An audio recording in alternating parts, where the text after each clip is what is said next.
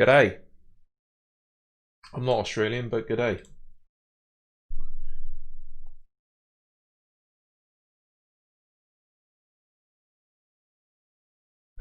Got a little cash for you. Got a little cash. Unfortunately, because of the site traffic on Run It Once Poco, what we've had to do is do two different stakes, because these are literally the only two games running. And I don't normally play at 20 NL, but I thought, well, if I'm only playing one table, how bad could it be? How hard can it be? So, I'm taking a bit of a chance here. And we'll see what we can do.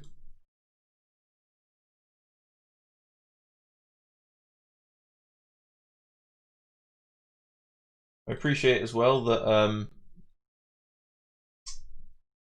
Lex Valdos is streaming at the moment, so I'm not expecting a massive turnout today, but I'll take one person. I'll take two people. I'll do.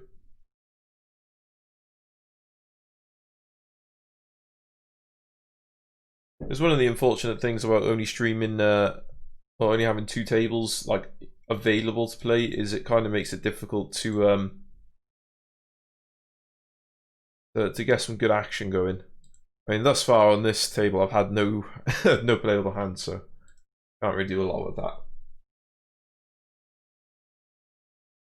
But Happy Days hit follower goal the other day of 50 followers. You need at least 50 followers to be able to be considered for Twitch affiliate status.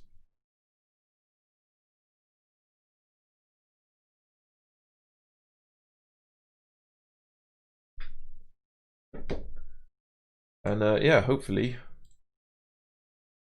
we can get a couple of extra streams under my belt and get that follower, get that affiliate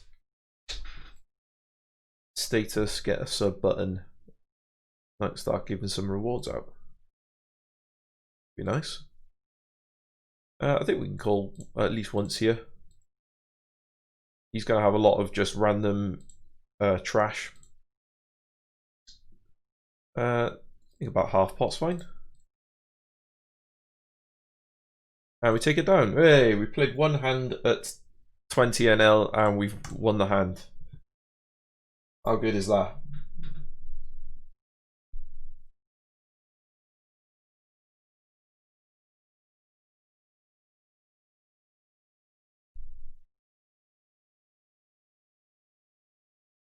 For the ace deuce here, gonna raise it small. We've just been three-handed for a little while with these guys here. I only fired the table up about 10 minutes ago, so we've not really pushed on much. But yeah, I'm feeling in a positive mood. I feel like there's a lot of profit to be had today. Feeling fresh.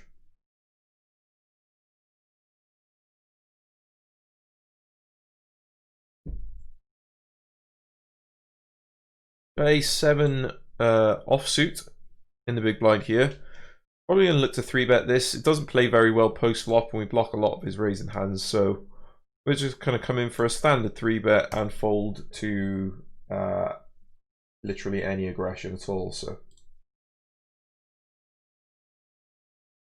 we do see a call, we do hit the ace. There's not really much merit to bet in here. He's only really going to call us for the most part with aces that beat us, so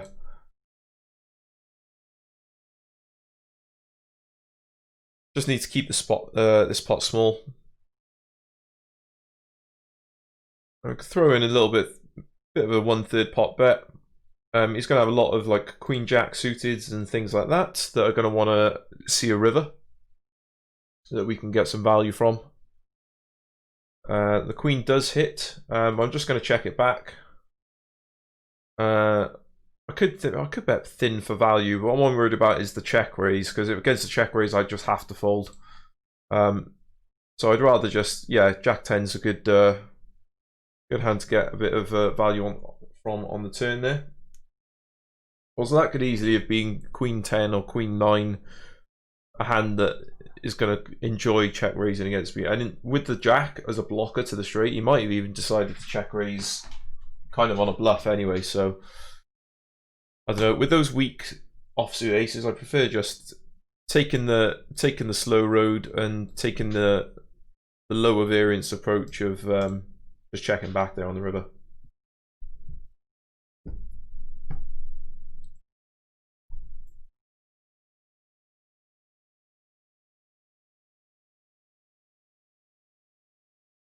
You're just going to see something come over the tables a sec. Just going to shift that out of the way. Going to invite some more people over to the stream here.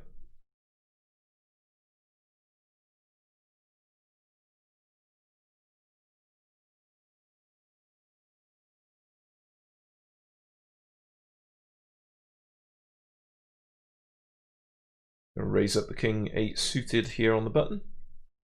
And we take down the blinds. Good stuff.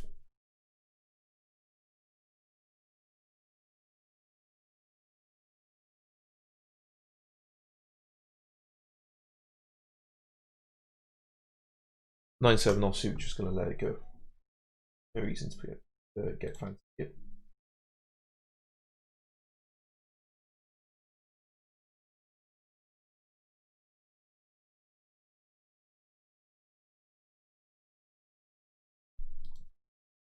And I'm hoping that a few more tables will start opening up fairly soon. At the moment, we are the only players playing at 4NL, which is a bit frustrating. But there we go.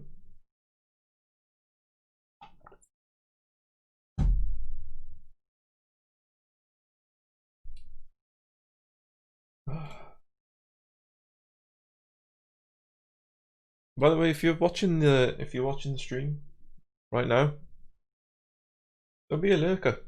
Come and say hi. Get a conversation going. I had some really good conversations last time I streamed on Friday. I'd had a few too many beers, as one does, but we had a few discussions going on about why you know, run it once is good for the poker community. It's a good kind of almost throwback to when poker sites really cared about their players, in my opinion.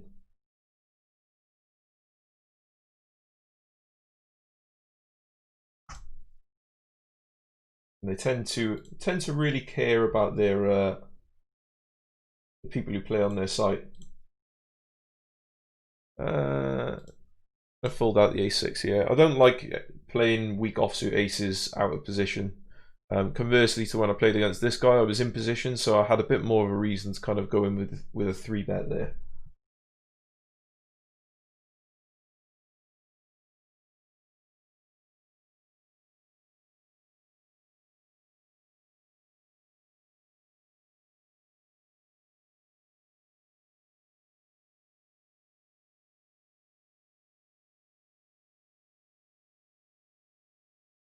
I'm just going to fold that out there.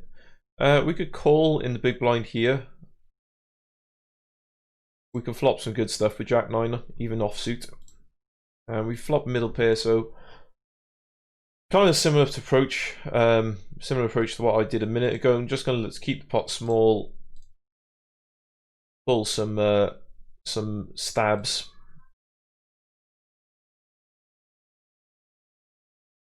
That's not the worst river in the world. It's not the best, but oh, he had the same hand as us. Oh, fair enough. Can't argue with that.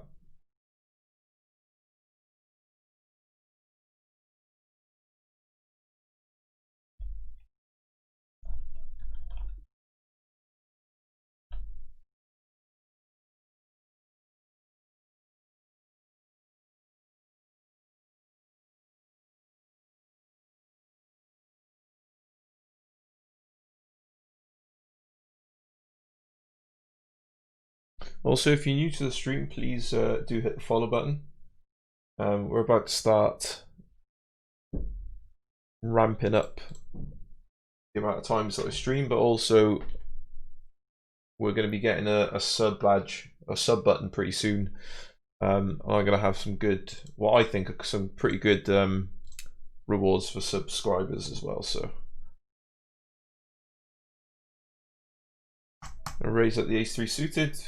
Very easy, easy hand to raise up there. Raise is a little bit too big for me to be comfortable calling with. It's the kind of raise whereby I could put in like a 4-bet bluff or something, but I think I'm just gonna take an ABC approach here and just play my strong hands. You know, I don't see any real reason to get frisky with a relatively marginal ace there. We raised on the button, we check back the flop. I'm just going to put a little stab in here, just to try and take the pot down.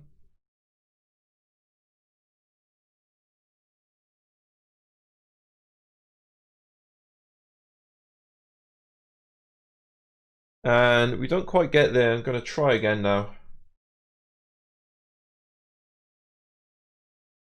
Actually, do you know what? I'm not going to. Yeah, 8s. I thought he might have had some in there, but I wasn't quite sure. As I did.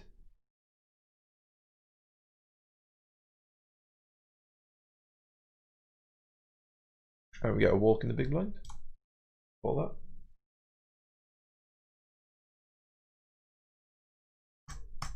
At some point, just for giggles, I might actually decide to either switch to a different poker site or possibly even switch to video game or something like that, depending how these tables go for me.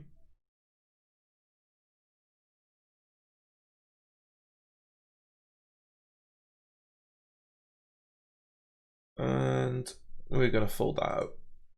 Currently don't have any hands going on the 20 NL table. We are in the big blind with king 8 off, but it's very unlikely we're going to play this hand if we get some.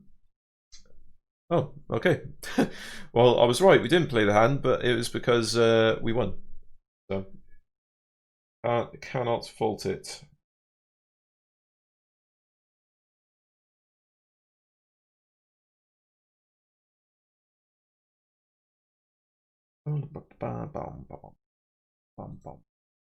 I'm not allowed to play music on my stream because Twitch doesn't let streamers play music on their stream that's copyrighted anymore, so you're just gonna have to settle with me singing the melody badly.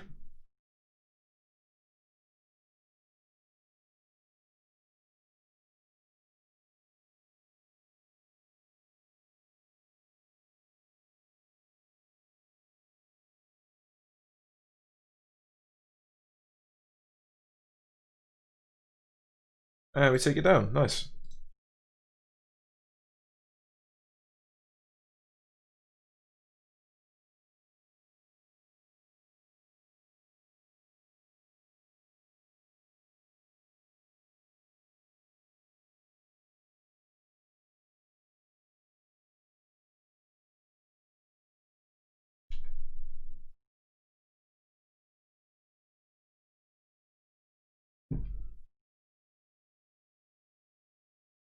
I promise. When a few more players start getting into games, I will increase the amount of tables.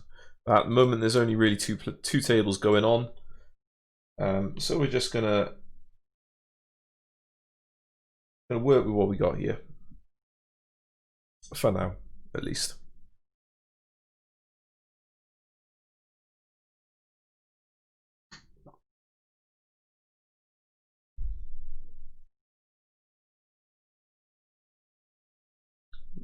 Nice little pot there for Connor G.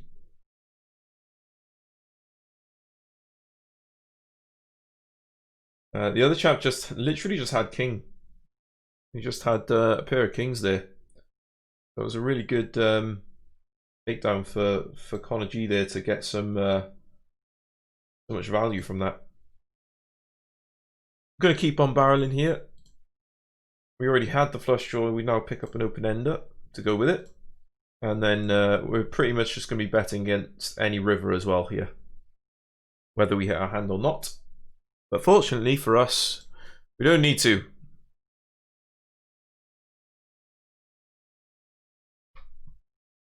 I should say as well, like what I'm doing here, playing 20 NL with the bankroll that I actually have on Run It Once is, let's just say it's irresponsible. So I don't recommend it. If you have less than like 30 buy-ins for your stake, don't play at that stake. I'm just doing it because I can, basically. Okay, so we see a call here from Paige.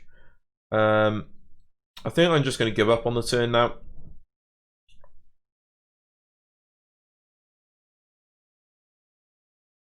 Part of the problem I've got is that I don't really have... I don't block a lot of the hands that I kind of want to block there.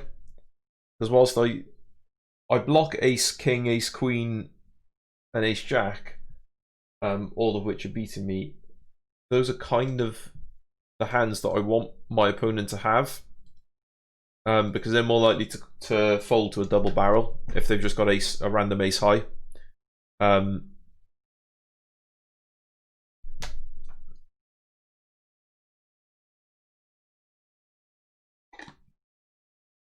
I'd actually rather have a hand like 9-8 or something where I block some of their pairs that they're going to have.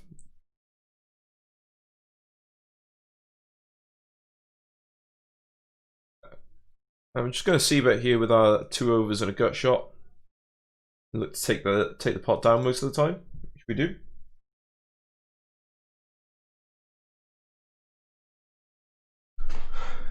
And we are currently the only 2 players on the whole site playing 4NL, which is fun. Nice little battle. Who's going to be the best player at 4NL in this exact moment on this entire site? I'm hoping it's going to be me. I'm going to c-bet once more again, and then probably give up the river, depending on what happens there. I mean, the heart's not the worst card. I do block the flush draw, so I'm going to try and overbet here. Not the best. Not the best situation in the world. He's still going to call a lot of the time, but sometimes we will get the fold as we do there. And he's decided he doesn't want to play with me anymore.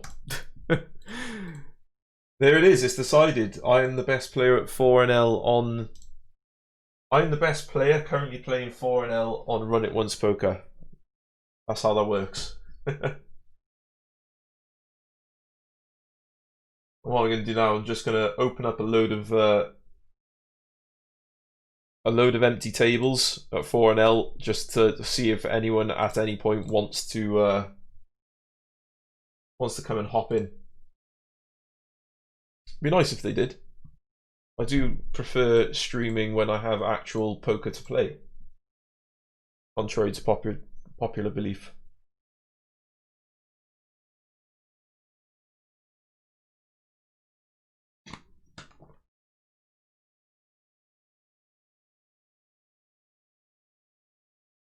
It's actually quite a nice little experiment, this, because I haven't played at 20 NL in a very long time. I've only played, the highest I've played for quite a long time has been 10 NL. Despite the fact that actually if I combined all my bankrolls together at the moment, I could reasonably play 20 NL quite comfortably. I'd have, 40 or 50 buy-ins, or more, somewhere in that region, 40 or 50 buy-ins. I could comfortably theoretically play 20 NL, but I've just got my poker wealth spread about a little bit at the moment, so I'm going to take a GTO approach to this raise, assuming that Roy here folds. I don't know if it's different for cash games actually versus tournaments, but I know for tournaments, flat calling Ace Jack and Ace Queen suited is technically the GTO approach, because you have position, you've got strong hand, And we keep the pot relatively small against what is usually going to be a slightly stronger range that opens. Obviously, we're not folding when we sit the ace on the flop, and also not going to be folding to the second spade on the turn here. Question is, do we want to go for a little bit of value, or do we want to check it back? I think we go for a little bit of value, and essentially just trying to get value from a couple of draws that they're going to have, because they can still have some hands like King Queen of Spades, 8-9, hands like that. We do hit the nuts on the river, so now what we're hoping for is that they've hit a flush also. And I think I'm going to target some of their two pairs, like ace 8, ace 10, hands like that. About 360, I think. And if they've got a flush, they're just going to come straight over the top. Yeah, if they've got King Queen of Spades, they're going to come straight over the top of me here, possibly even shove. And they might even try bluffing if they've got like a King 10 with the King of Spades. There we go. 10-9, there we go. They tried the bluff, didn't pay out. Fortunately, we had it, my friend.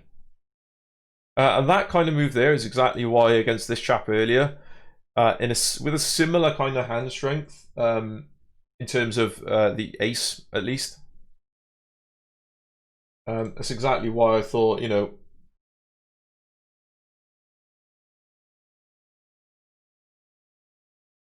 this is going to be a good spot to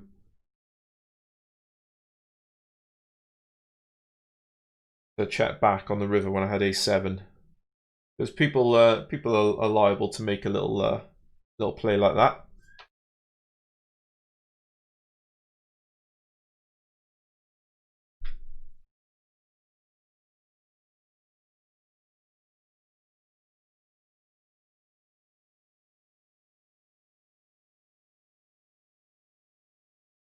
Anyway, welcome to the stream, guys. We've got a good start going on here. I'm playing 20 NL for the first time in I couldn't tell you how long, and we just doubled up from Paige here by hitting the nuts on the river and suckering them into what did I sucker them into? I suckered them into bluffing me, basically. I bet kind of a weird size. I didn't go for a polarizing large bet where I'm saying, you know, I've got a flush or nothing. I went for a kind of a middling bet that's like, oh, I'm trying to get value with an ace. And luckily, you know, paid off. The 9's quite a bad card, really. I do block the straights, but I'm very rarely ever going to be having 10-8 here. And the heart is just a terrible card. I fully expect them to bet here, and I'm going to have to fold. How you doing anyway, Nick? What's going on, my brother? See, the check on the river tells me that they've probably got like a jack or a 7. The question is, are they going to fold? I don't think so, because my range is very underrepresented here. Yeah, ace jack with the nut flush blocker as well, so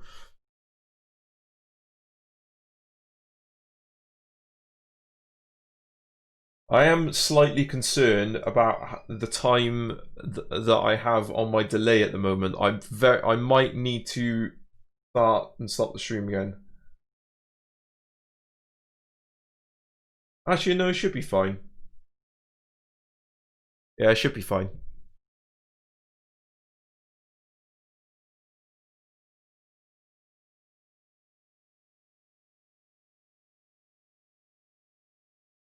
Have you been grinding much recently, Nick? I say grinding, just playing it in any respect.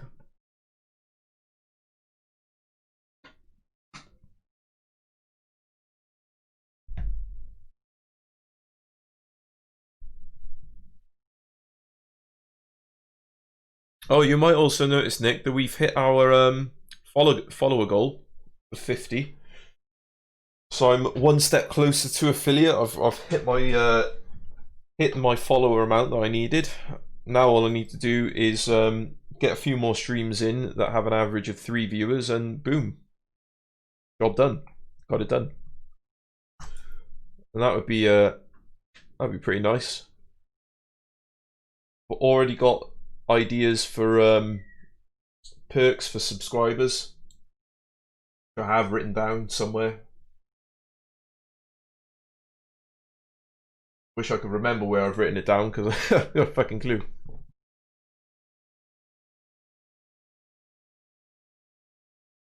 Ah shit, what do you do, man? Is it just one of those random, like you wake up one morning and it's just in agony or something, is it? I can get this a little bit closer to my sweet, sultry voice. But yeah, I've got somewhere written down. I'll have to find it or something later. I've got written down my my plans for when I get the sub button. Some perks. There'll be things like you know, I'll review, you know, any hand that someone wants to every time that they sub. Tell me about beat stories, things like that.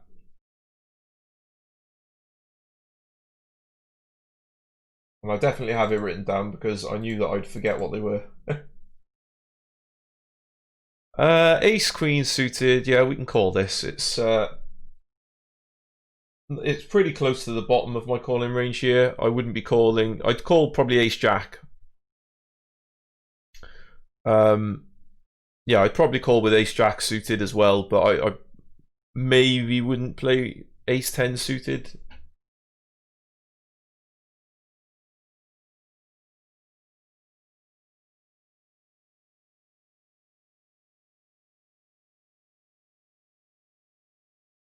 Yeah, I mean you got to focus on your degree at the end of the day, man. It seems like it feels like only yesterday you were telling me that you'd like gone back to uni again. I think you were in uni before, weren't you, man? But that's good stuff, man. Focus on your project, yeah, definitely. Wow.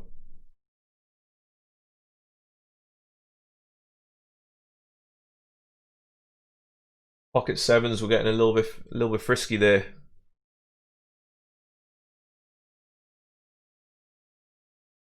Get some for your back, mate. Get some ibuprofen gel. I have to use it every now and again. Literally, you just stick a little bit of gel on your back, and you're laughing. You're good to go. Obviously, let it like soak in for a while. Don't just kind of stick it on and then start doing squats or whatever.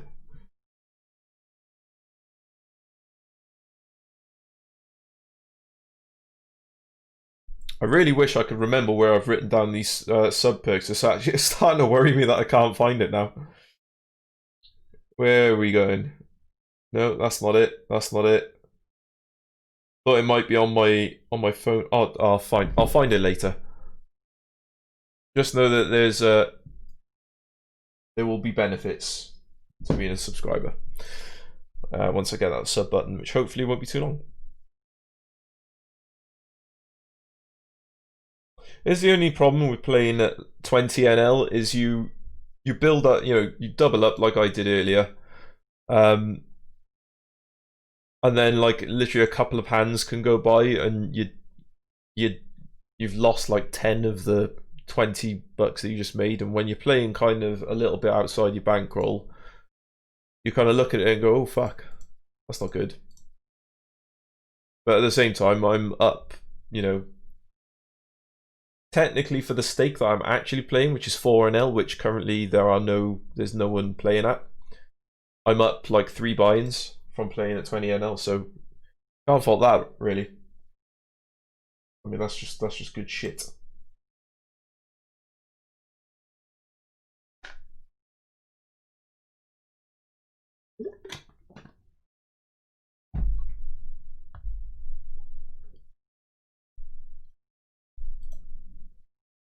One thing I really like about this site actually is that even though it doesn't allow having a HUD, it does give you a general kind of indication of what the players are playing like. Like it's telling me this person's loose aggressive, this person's tight passive, tight aggressive, and very, very tight. So it gives you some indication, even if you're a brand new player that doesn't know how to use a HUD and has never used a HUD, it still kind of, as long as you know what someone being tight aggressive or loose aggressive or whatever means, it gives you a bit of a hint on how to play against those opponents, which is excellent.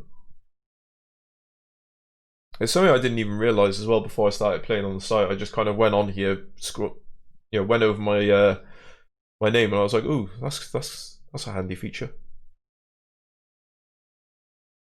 I meant to say as well, Nick, obviously being an OG of the stream, what do you think of the semi-new overlay I've got?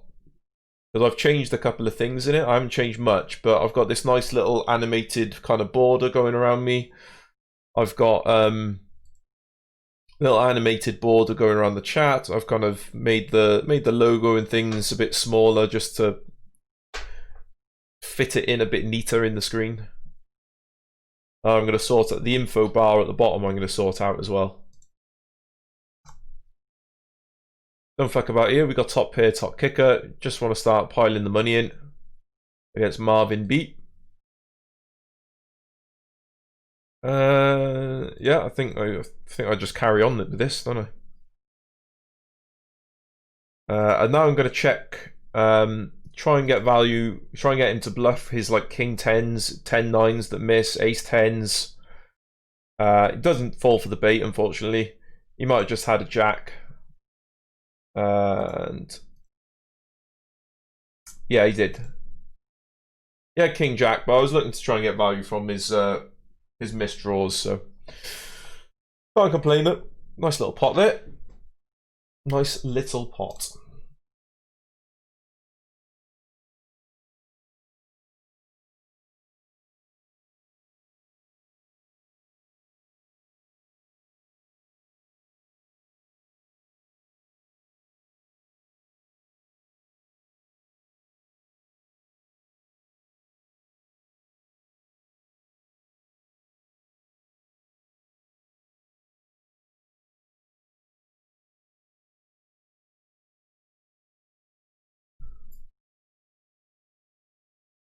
Yeah, I'm feeling this this 20 NL stuff. I gotta say, what I'm liking actually is that I seem to be able to read these opponents a little bit easier. If that makes sense.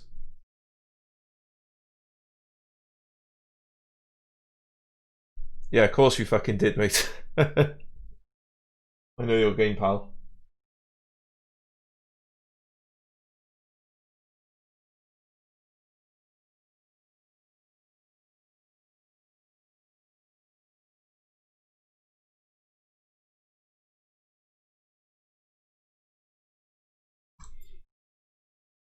Yeah, I want to sort out the, as I was saying, I want to sort out the the info bar at the bottom as well, because it's it now doesn't really fit in with the aesthetic that I've got going on in this general area. But already it feels a lot cleaner. And also I've got little, like, I don't know if you've noticed when I'm changing scenes, if you look in the top kind of right hand corner of the screen, or actually it's easier to look in the center of the screen, you can see I've got a little kind of, not quite a star wipe, but close. I did think about putting in a star wipe. Got a few other things. I got this thing. If you look in the top right hand corner now, there you go. Got this little thing on a timer as well, which was a ball late to get set up. But there we are. I'll see you in a minute, mate.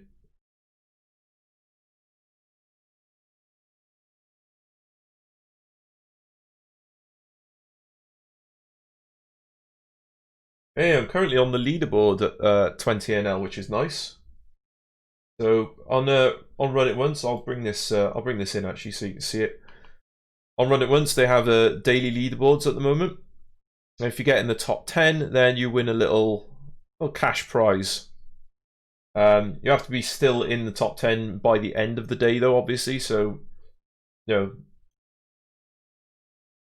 depending on how long I play and how much money I rake, I might end up with a little bit of dosh here, which would be nice. But I'm not too worried about that. It's much better to focus on making money from your actual play here. And looks like Marvin's going to try and do that here,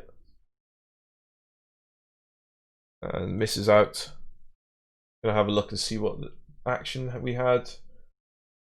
So Roxanne raised, Marvin 3-bet, Roxanne called, Roxanne checked, Queen 5-5. Marvin put a bet out of just under kind of half pot, 1/3 pot, something like that. Roxanne called. 9 on the turn. Roxanne checks again. Marvin bets $5. Well, $5, €5, whatever you want to call it. Roxanne calls again. Roxanne checked the river, and then which was a 6, and Marvin just shoves all in. So I'm guessing Roxanne there had like a weak queen, a queen jack, something like that. Maybe queen 10. Didn't realise I'm currently chip leading the table as well, which is always a plus.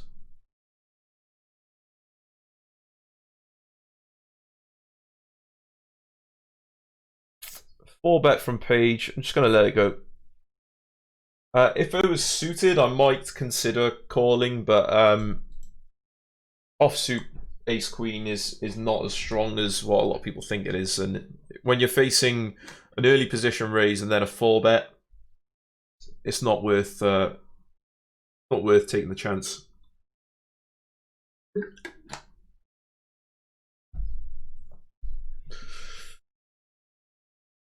Ace 3 suited, we're going to come in for the raise. Probably fold to a 3-bet if one comes in, unless it's quite a small 3-bet.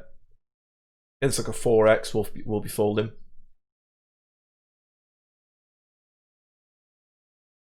Lovely. We'll just keep it going with the ace king here.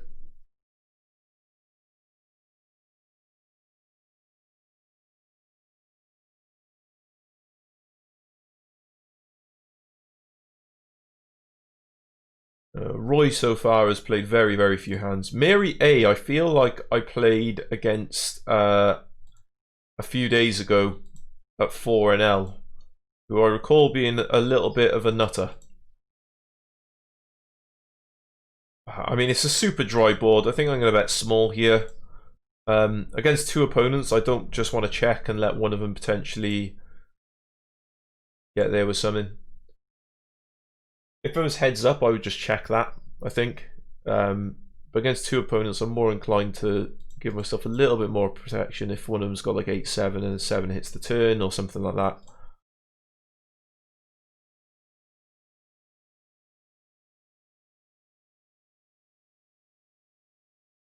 Just going to fold out the Queen 9.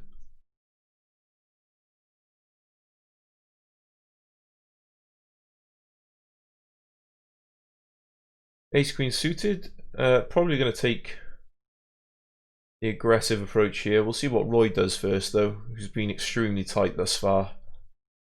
Roy comes in for a raise. We might just call, actually, because yeah, because his range is really really actually quite strong, because he's barely really played a hand. I'm just going to take the kind of slightly lower variance approach of just calling here. Against basically any other player at the table, I'd be raising it up. And against Roxanne, we can certainly call. Roxanne's a really aggressive player, so I mean that's just a terrible flop at the end of the day. You can't do anything with that. Yeah, this is how you can use this little you know, tag system that Run It Once has to your advantage. You just look at them and go, okay, you're very tight, so you know, I need to tighten up all my ranges based on that. You're very loose, so I can loosen up my ranges. And we're hoping to see some aggression from Roxanne here again, because we have aces and potential for a very big pot.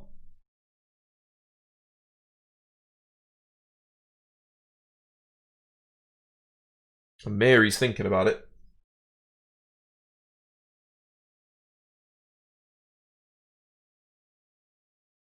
What are you going to do, Marvin? Call. Okay. We do hit the nuts essentially on the flop. I'm going to throw a small bet out here, and the reason for that is, whilst I do have my top set, and it's going to be hard for him to have anything, you can still have flush draws, straight draws. You could have a 6, you could have a 4, you could even have 6-4, you could have 7-5, you can have pocket 8s, pocket 6s, pocket 4s. He's got all of those hands, so yeah, I don't think putting in a c-bet there with my aces is too bad, to be honest. I think it's actually quite a decent spot to do that with.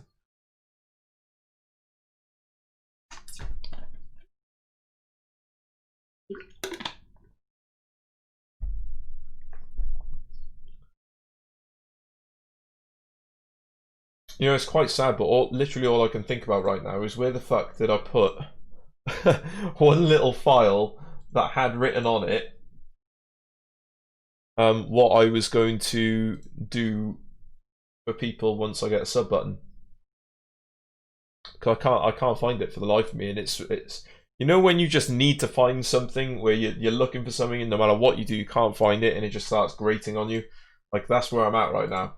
I haven't even got the fucking sub button yet. Like, I could theoretically just make something up again and do this again, but I cannot for the life of me find it, and it's really bugging me. So I'm kind of, I've only got one table open at the minute because there's nothing going on anywhere else, as you can see.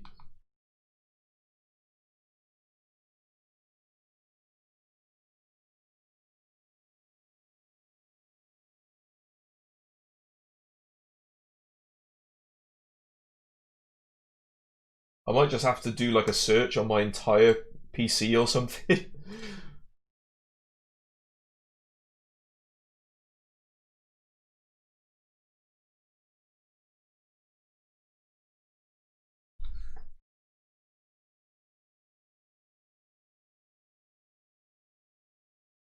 It'd be useful if I could remember anything I put in there.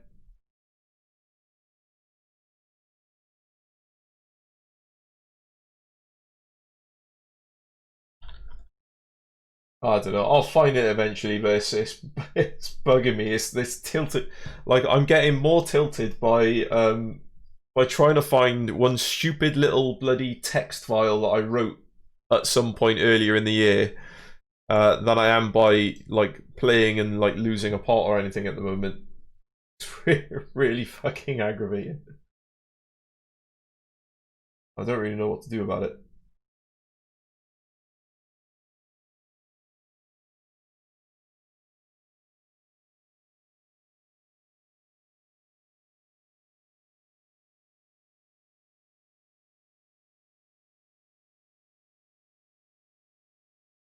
Nope, that's not it.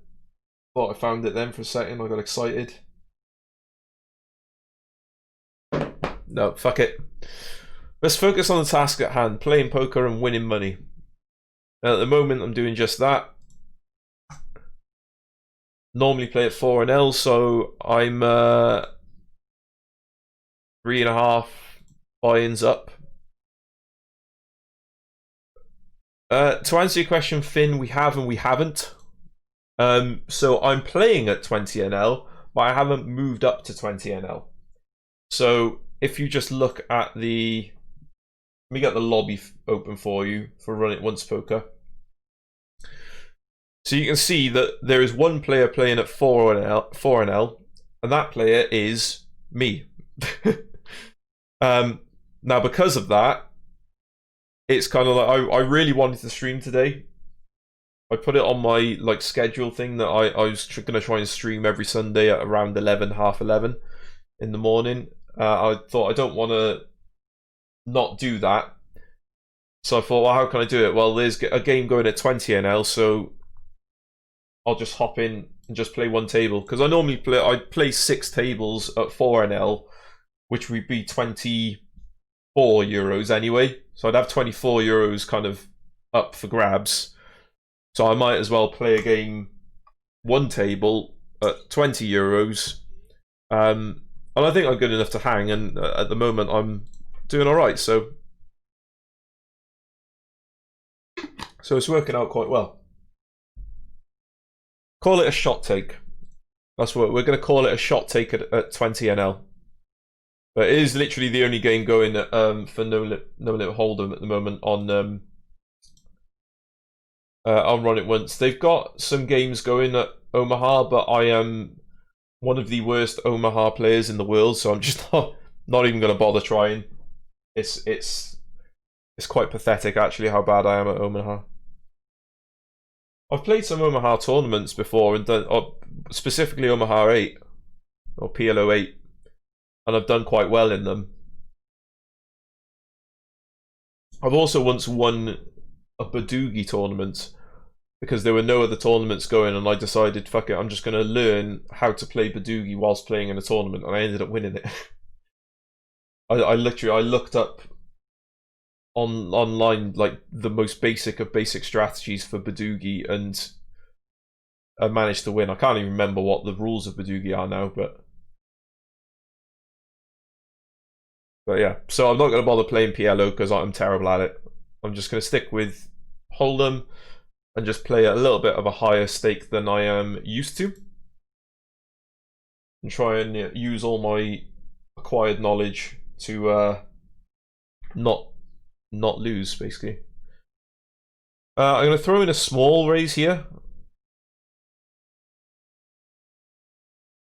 I've probably got the best hand at the moment, in all likelihood.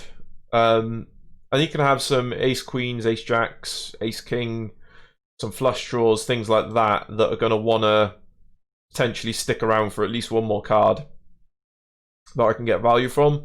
And also I can fold out a lot of his random trash, so you hate to see it. You fucking hate to see it, don't you? I mean, my hope here is that he's got like pocket 6s, pocket 7s, and checks back himself. Got kings! Fuck me.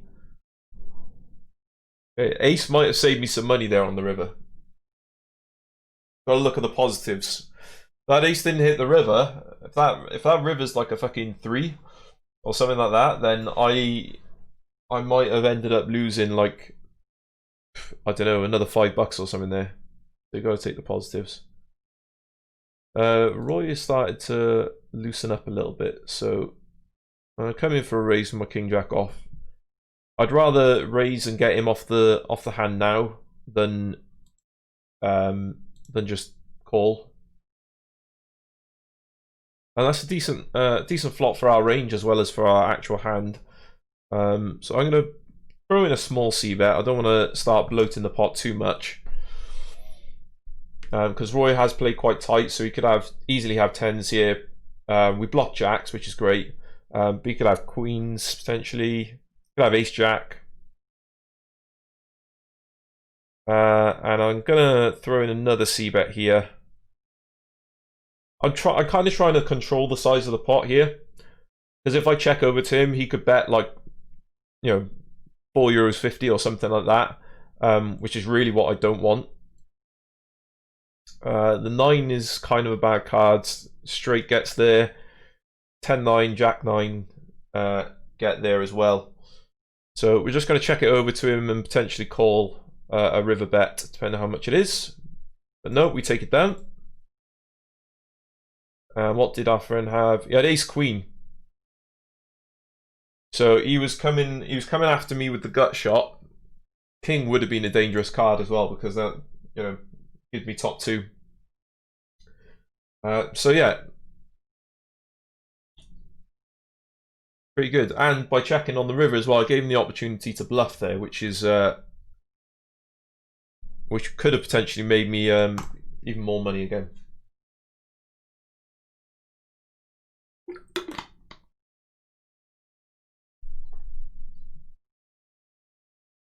I'm enjoying this little foray into 20 NL. It's nice. It's a nice little change of pace from playing 4 NL and 5 NL and even 10 NL on occasion. And personally, I'm not feeling out of my depth. I feel like I'm playing pretty well. Obviously, try not to be too results orientated. Most of this did come from hitting nut flush on the river earlier. But what I did, in fact, I'll get at the hand history just to show you what we did earlier on. Does I find it? There we go. Thanks, J Finn, for the follow. Really appreciate that, mate. You're going to be J Finn because we've already got another Finn as well. So just for ease of remembering names and shit. But thanks for the follow, dude. Really appreciate it. What was I doing? I'll tell you what, I'll play this pocket eights and then I'll show you how we built our stack earlier on. I noticed Marvin tends to like raising 3x quite a lot. Worth noting. I'm going to make my calling ranges against him a little tighter. I don't really like this. He's got loads of ace x in his range and loads of queen x. Not much value in me calling, I don't think. Yeah, I'm just gonna fold it out. I'm trying to so far since I've been playing on Run It Once, which is like only a handful of times this week, I've been trying to take the approach of go with low variance. So if I'm unsure in a spot, I'm tending to lean more towards folding than I am towards, you know, doing a hero call on the river and shit like that.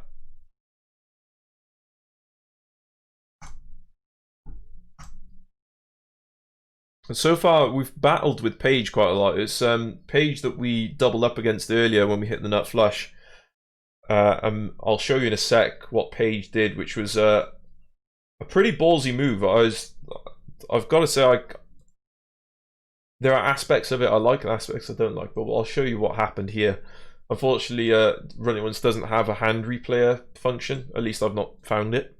So we'll go with this for now. So I've got ace jack suited. Paige raises it up. I decide to flat call in position on the button. Raising's fine, calling's fine. I chose to go with the more timid approach, let's say, because I'd only just really joined the table and I didn't really know the players, so I thought I don't want to come in for raises and start getting 4-bet off things and all that. I'd rather just play my hand. So we hit top pair on the flop. Paige c-bets, really dry board, not really much reason to raise. They're just going to fold all their bluffs, so I decided to just call. They check the 10 on the turn, where we pick up a nut flush draw. I bet, I want to say it's somewhere around 1/3 pot. And they call, they check on the river when we hit the nut flush. And I was kind of torn here. I thought I could bet really, really small and potentially, you know, pick up some value from a 10. I could make my bet really polarizing and go for like full pot or an over bet and try and get called by some sets and 2 pairs and maybe even weaken flushes. But in the end, what I decided to do was bet about 60% of the pot, which I find that people do a lot if they have like a strong ace. Like if I had ace queen with 1 spade or ace king with 1 spade or something like that, people do that a lot. And I thought I might be able to suck a Paige in for a bluff, which they decided to do. They jammed all in. Obviously, I called the nuts. They had 10-9, which you can't see. So they had 10-9 of diamonds. So what I like about this is that they block the straight for a start. They block a lot of the obvious 2 pairs. So ace 10, and 10-7. What I don't like about it, though, is the fact that they've just got diamonds here. If they had 10-9 with the 9 of spades, I'd be more inclined to like this play, because then they block. Well, they block the straight flush in that case, but a lot of the combinations that might go. So they block ace 9 of spades for a start. You know, they block jack 9 of spades, queen 9 of spades, king 9 of spades. So it makes it slightly hard for me to have a flush. Even though I didn't have the 9 of spades in my flush, you know, I think that's what would have made their bluff a little bit better, is just having the spade there. Equally, like if they had, for whatever reason, queen 9 with the queen of spades, king 9 with the king of spades, or 9 of spades, either one. But it was a ballsy move. Like, you got to take your hat off to anyone who's willing to put it all on the line on a bluff.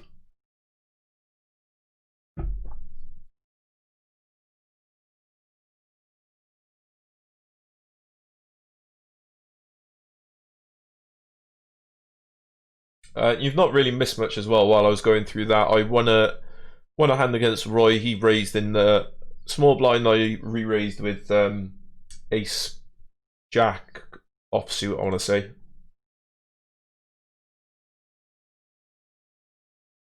Yeah, ace jack offsuit. And Roy folded.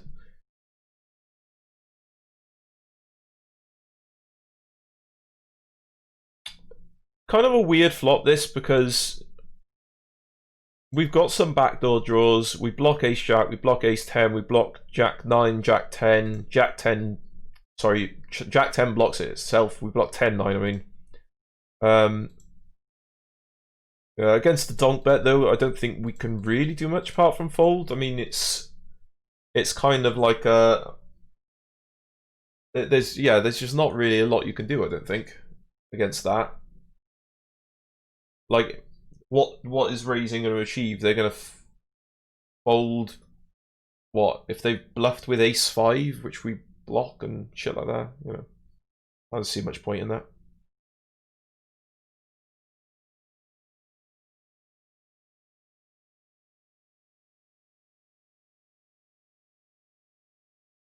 Yeah, I will say, though, just purely for the stream's sake, I wish that wish we could get some more players on Run It Once, especially at 4NL, where I could afford to play a few more tables. Bankroll can't really cover me for 20NL at the moment. I'm just playing it purely for the sake of the stream, really. I mean, it's paying off at the moment. It could all go horribly wrong, of course. Can't take anything for granted in this game. Oh. Yeah, like, how's everyone else doing? How's everyone else's Sunday grind going? If you started it, or are you looking forward to grinding later? Is everyone feeling good? Is everyone on a heater at the moment?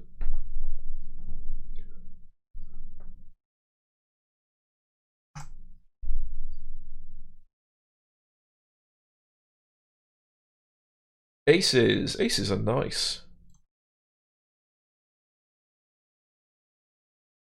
So, if I was playing in a much larger pool, so if I was playing on multiple tables and things like that, I would slightly increase my raise size with the aces here, and I'd increase it to 3x instead of 2.5x pre.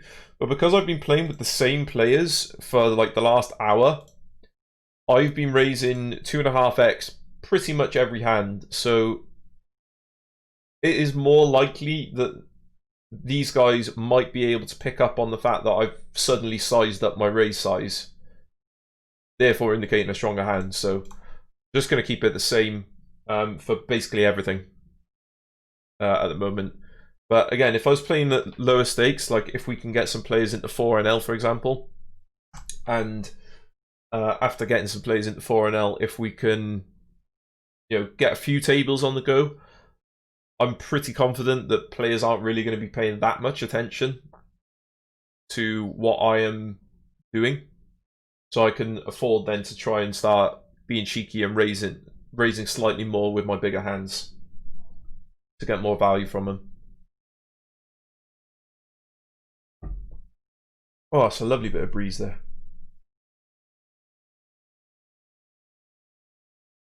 I think this is probably the nicest temperature that I've ever streamed at, which is a really weird thing to say, but where my office is in the afternoon the sun comes around and it's like directly beating down on me, so it's usually absolutely roasting in here if I stream in the week in the afternoon. But because we're kind of at midday, it's not come around yet, and there's a bit of cloud cover, and there's a nice little breeze coming through the window. I mean, that might be the reason why I'm doing better here than I have done on, you know, any of my other streams recently, because I'm more comfortable. I mean, flopping sets also helps with that, just to make a point of saying that.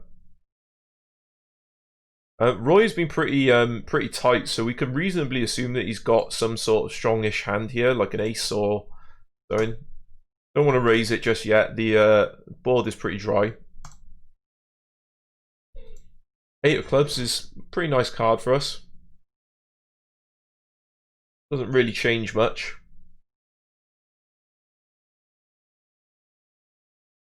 Wow, Roy coming in with the overbet for $5. That's kind of taking me by surprise. I don't really know what to do here. I think I'm just going to jam with my set. I hope he's got ace king. He folds it out. Okay, he was kind of full of shit there.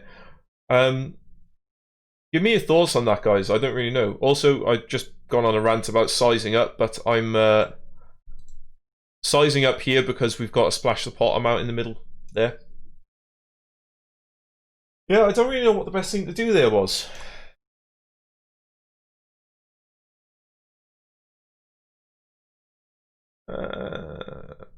I want to do very tight. Okay, I'll trust the very tight tag, and I'll tighten up my 3-bet calling range a little bit.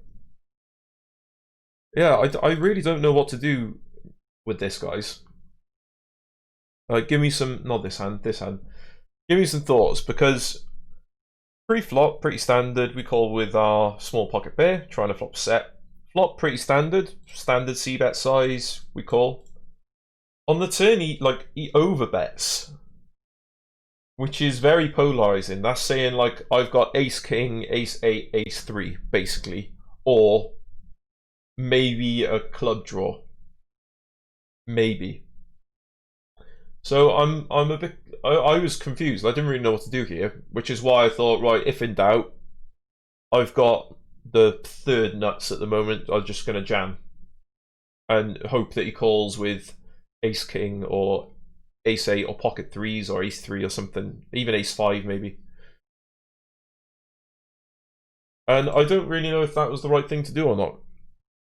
I'd love to hear some opinions on that, because and here was my thinking. Say I call and the river is like a really awkward, like the 6 of clubs, something that could theoretically complete some straights, or the 7 of clubs even. 7 of clubs probably be worse, actually.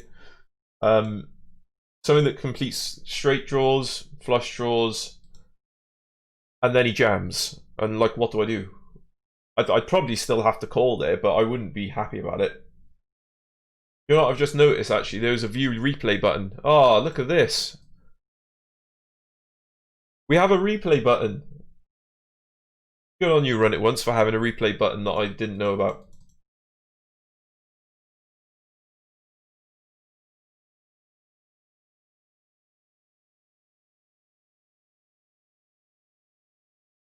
Recall. Like, what do you do against this bet? Like, I realize by shoving, I'm also like way over betting the pot as well. But I could theoretically be doing that with like 6-4, 6-7 of clubs, or just 6-4, 6-7 in general, maybe. if I ever had it, maybe like a king 5 of clubs or 6-5 of clubs, 5-4 of clubs. 5-4 of clubs wouldn't be too bad. So yeah, I don't really know what to do. I mean, at the end of the day, I can't be too upset. You know, I won a nice little pot. So I think I won like 25 big blinds in that. Actually, no, it must have been more because he bet 25 big blinds on the river, didn't he? I was a €7 pot, so I won 30 something big blinds. I think 35 big blinds.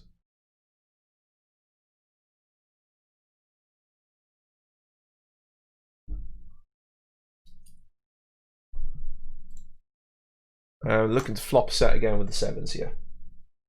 And hopefully get a bit more value this time.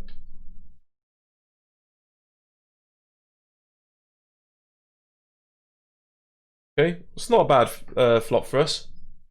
Not bad at all. There's certainly c-bet here, going to get called from some slightly weaker pocket pairs, 4x, which now makes a boat, but there we are. Yeah, flush draws, some king highs are going to call as well. I think I want to bet about that much. I'm basically targeting king highs and flush draws now. I'm trying to make the bet so small that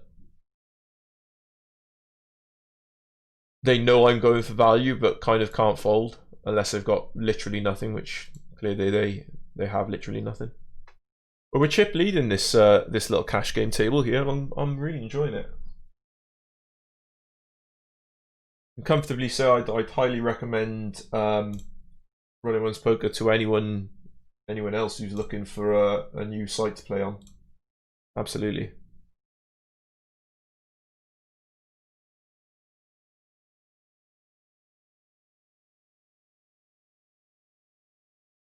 Tens are good.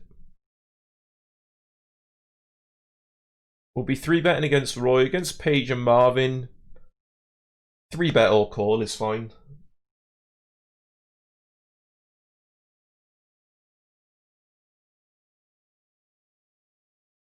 Because Marvin tends to prefer a slightly bigger raise size, I'm going to go with a slightly more passive approach. Flopping sets, guys. That's how you make money in poker. You flop sets, and then your opponent checks back and you don't get value. That's how you make money in poker.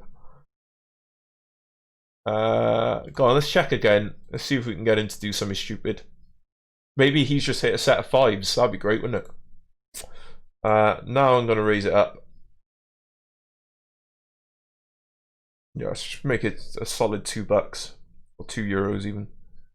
We get a call. There are no straights on board, so unless he's got pocket queens, we've got him dead to rights here. 420, blaze it. Okay. I'm guessing he has some sort of draw there, like King Jack or Jack 9.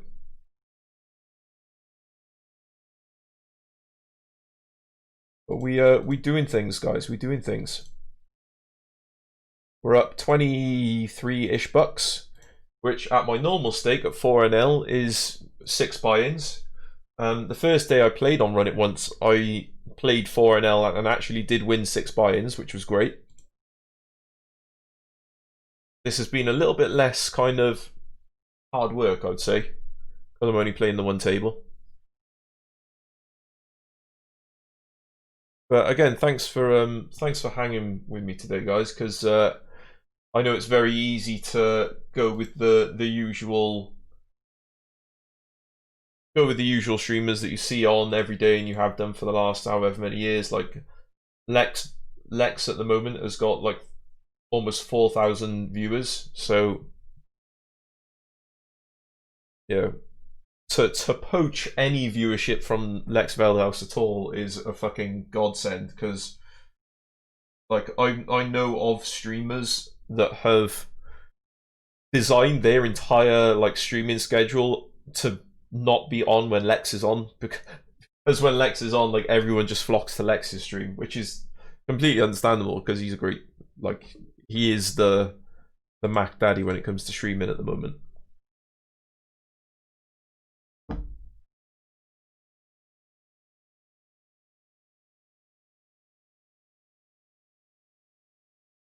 They suited. Sounds good to me.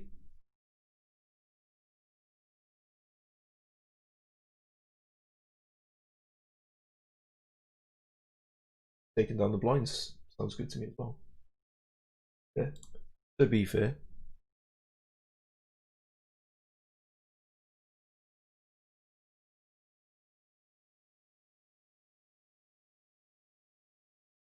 It's quite pathetic actually. I've had this and this and this and this and this. They all look the same because nothing's happening on them.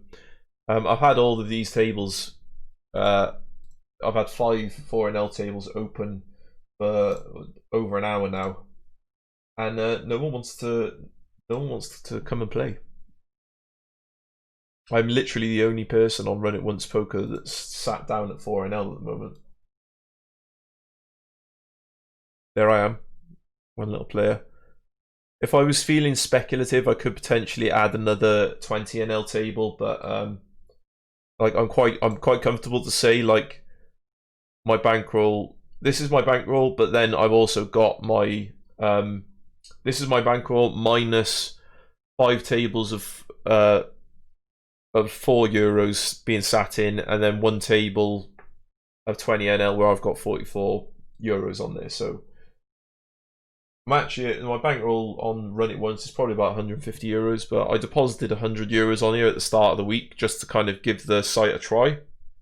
And in 3 sessions, I've managed to be up 6 buy-ins in my first session playing 4NL. I played on Friday and broke even, and now we're up 1 and a bit buy-ins at 20NL, or in other words, another 6 buy-ins at 4NL. So at my actual stake, 4NL, I'm up 12 buy-ins in 3 sessions, which is like really good. Great stuff.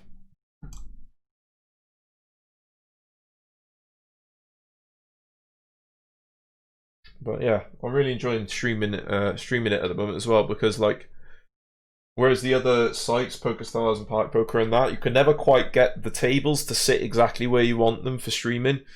This is like, if you look at this up here, it's like exactly the same place every time. It just looks so much cleaner. We couldn't flop the set here, so we're gonna try and turn a set. Yeah, I don't really believe Marvin here. I don't believe that Marvin's got an 8 or a deuce. It certainly could, for sure. Queen's a really terrible card. I was actually hoping there for obviously a 6, but also like a 3, 4, 5, 7, some sort of low card. I didn't expect them both to check around. I'm guessing Mary A's got some sort of ace, like ace jack. Marvin B could potentially have the same. We might be able to just check this through and take the pot down actually with our pocket pair. We could also have 3s, 4s, 5s.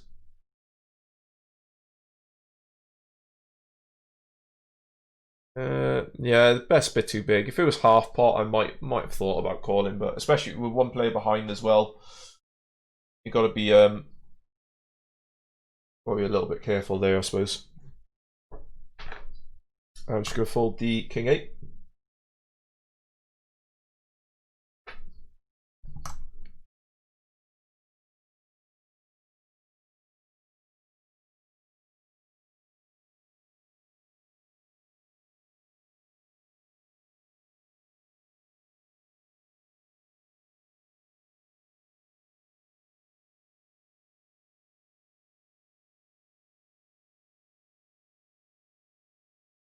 Pocket 8s, come on. We're getting a lot of pocket pairs at the moment, I'm noticing.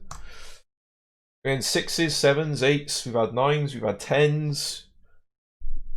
Had aces a couple of times, had jacks earlier. 160 is just about the right amount, I think. Where I can call here on my 8s and try and flop a set. Oh, just one off there. They can certainly have, you know, aces, kings, queens, jacks, tens, ace, queen. They can also have ace, king, ace, jack, sometimes jack 10 or king, jack. So I've got to call once here at least and hope to hit an 8 on the turn, which I don't. But the locale's not too bad. Against the heightened pressure, I'm just going to fold this out. Again, I might have even had the best hand there, but you know, you gotta think, you know, more than one street ahead. Like if they're betting 370 or whatever on the turn, and then the river just comes a complete brick, and it's like a, you know, a deuce or something like that, like, and they continue c-betting, they bet, you know, 10 euros or some shit like that. Like, do I really want to call that with a pair of 8s? Not really. I'd rather just fold it out on the turn and not have to deal with that situation on the river. And some people might call that being a coward, but I call it being sensible. And who the fuck wants to be sensible? Not me. Oh, that's funny.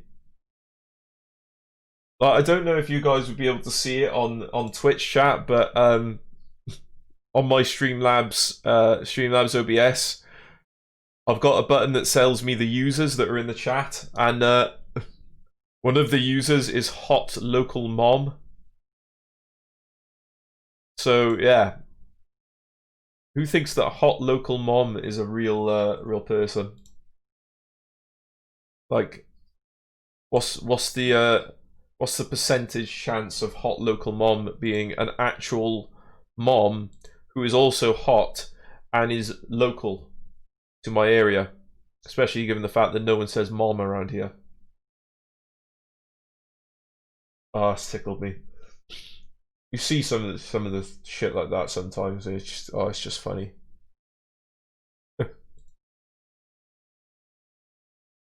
Roy taking a pot down. Roy coming out to play. Don't see that very often.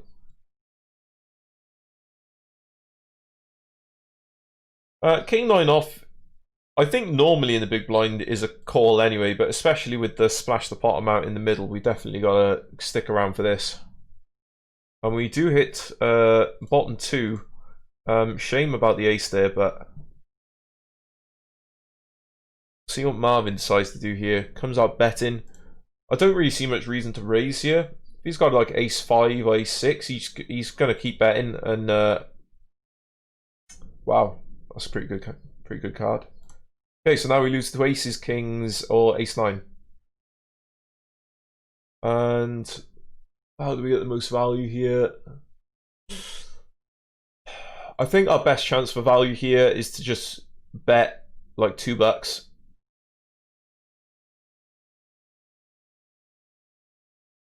He folds it out. Yeah, if he's not calling $2 there, he's not doing a lot else. I was kind of banking on him just having an ace there, like a random ace 5, ace 6, like I said, ace 10 maybe, and just calling it off.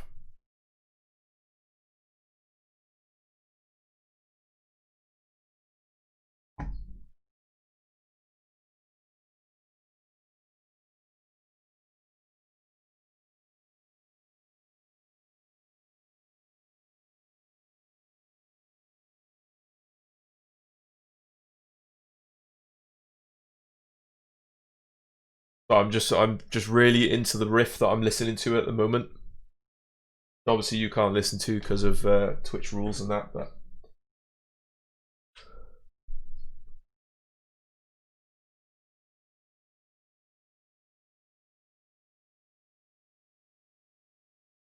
$5-3 off, gonna be a fold.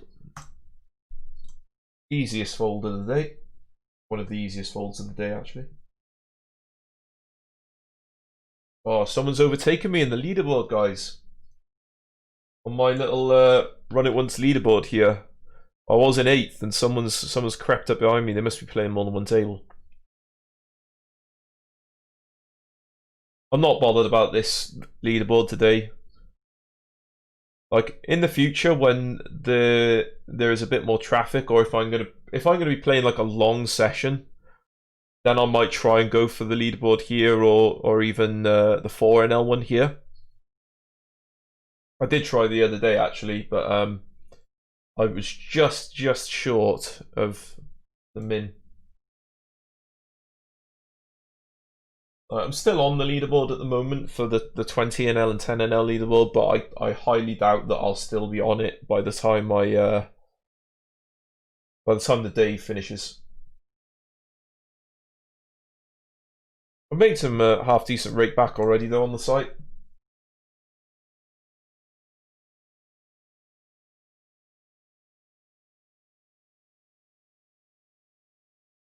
You get money from when you see that random gold or yellow or gold, whatever you want to call it, amount come in the middle. That's part of Run It Once's rake back structure.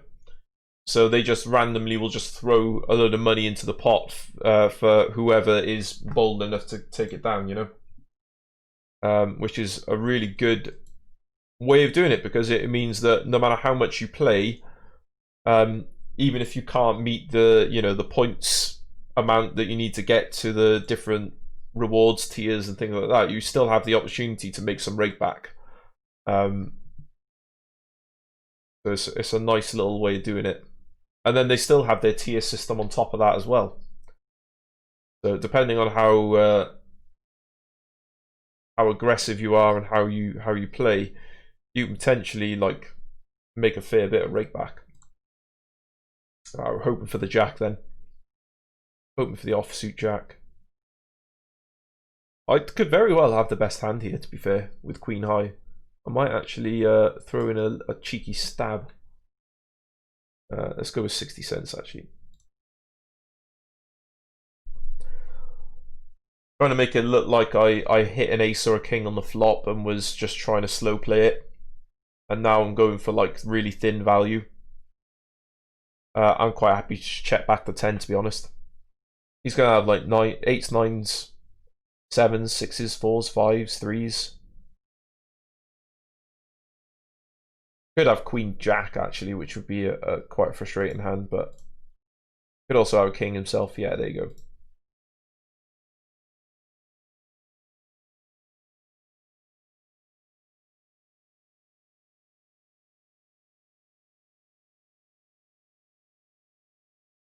Just going to fold out the 8-4 suited. Down to 4-handed at the moment. This does make life a little bit trickier, because it means we're hitting the blinds more often, so we need to loosen our ranges up a touch. Not that fucking loose though. Also not quite that loose, I think.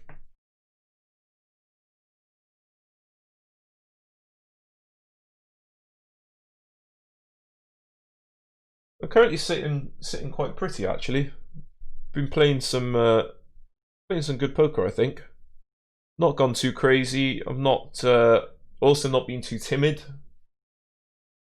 I don't think, at least. I might have missed out on some value in a couple of spots, but nothing nothing too terrible. Okay. I'm just going to throw in a pretty standard c-bet here with the ace-high board up. Our range, whilst it is very wide still, raising from the small blind, should hit this board a lot more than they do.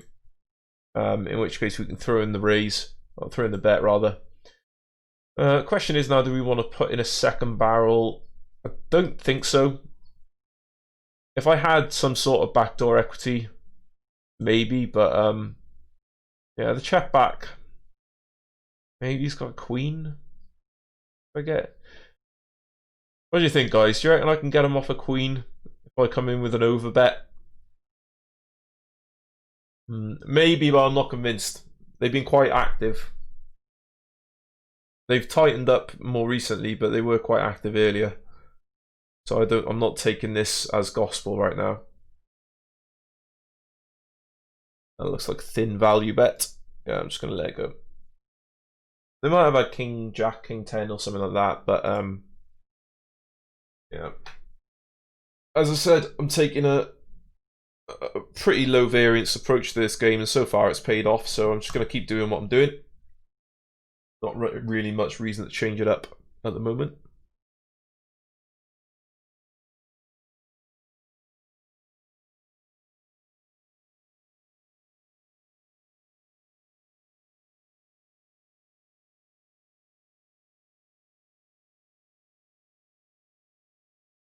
And there's that little splash the pot amount right in there, but we're not going to go for it with the 10-6 suited. Not quite as strong as I would like it to be.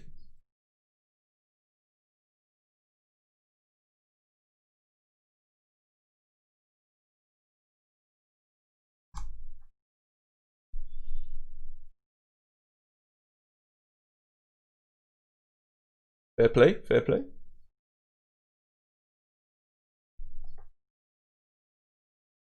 Marvin going after some pots there.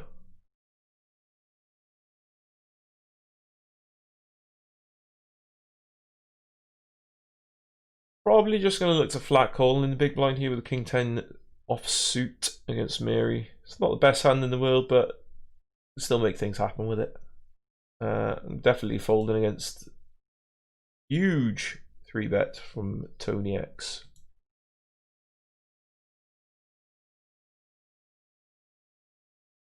Like 4.5x.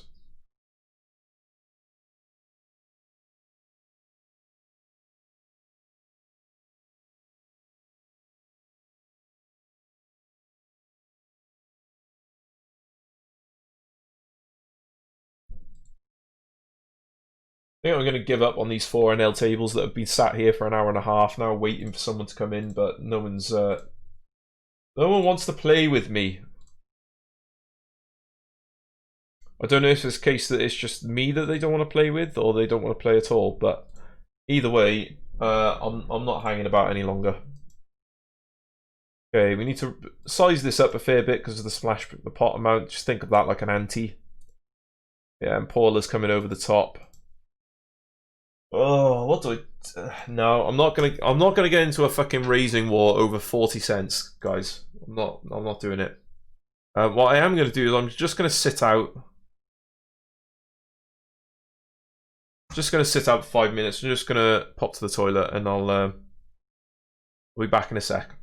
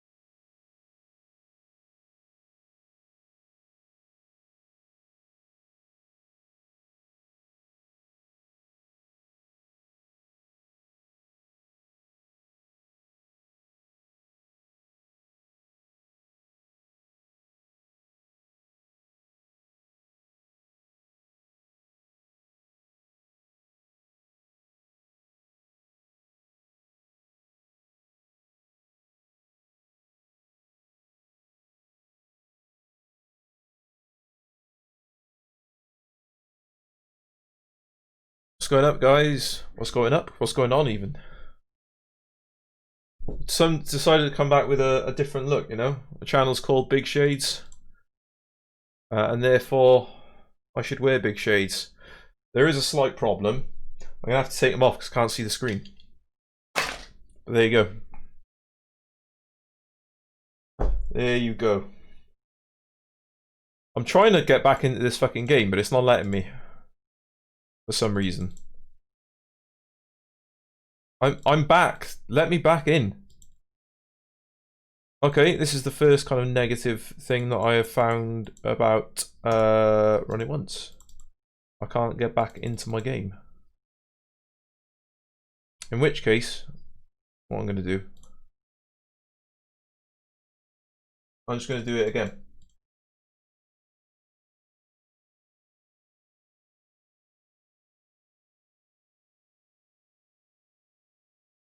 There we go. Okay, give me a second, guys. Give me a second. Don't know why it wasn't letting me back in, but I'll be back in now. And it'll find me some tables, and we'll tile them, and there we go. Happy days. And I'm just going to leave a couple of them because can't afford to play this many tables, basically. But yeah, there we go. And we're back. And literally back in the exact same seat as well. Why it felt the need to do that to me, I don't know, but there we are. Oh, and we're back with Queens. Got the ladies in the house. Happy days. Going to be 3-betting against Marvin, unless Tony himself 3-bets. He's been pretty aggressive thus far. I don't really know anything about him. I've only got 5 hands on him. And that doesn't really tell me anything, so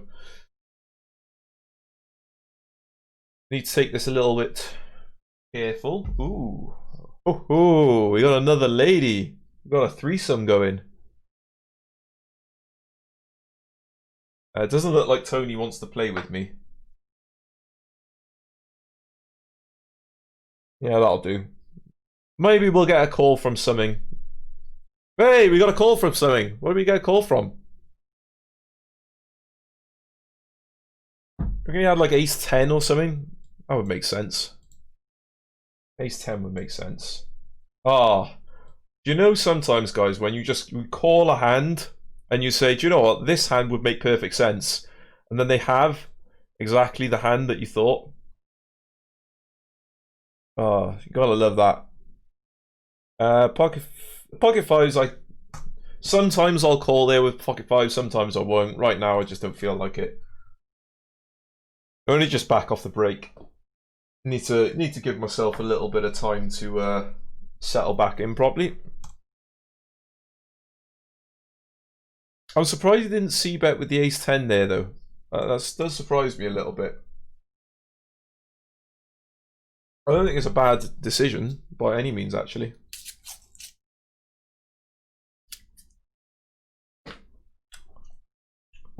Yeah, let's go with that. And you'll notice, guys, we now have more than one table open. Way! We've done well. We've done well this morning on this table. Up about 25 bucks on this table. I had to leave and come back. I'm going to try and make the same thing happen over here. I'm going to put in a small raise. Just to protect against his random like Jack 10 and shit like that. And we'll put in a second bet here. About $3 I think is about right. We'll be folding to a raise, and if he calls, then we'll see what happens on the river. But I kind of want him to just fold now. Yeah, we're not going anywhere. This a lot of the time he's gonna have ace king that he's gonna call with on the flop, so you know, there's not a great deal I can do here, I don't think, apart from fold. That's just not a spot where I ever really see people bluff. Such a weird raise to bluff with. We're going to try and flop a set against him here. And again, we thought a weird kind of board where we've got a gut shot and a pocket pair. And take a slightly different approach to this. I'm going to try and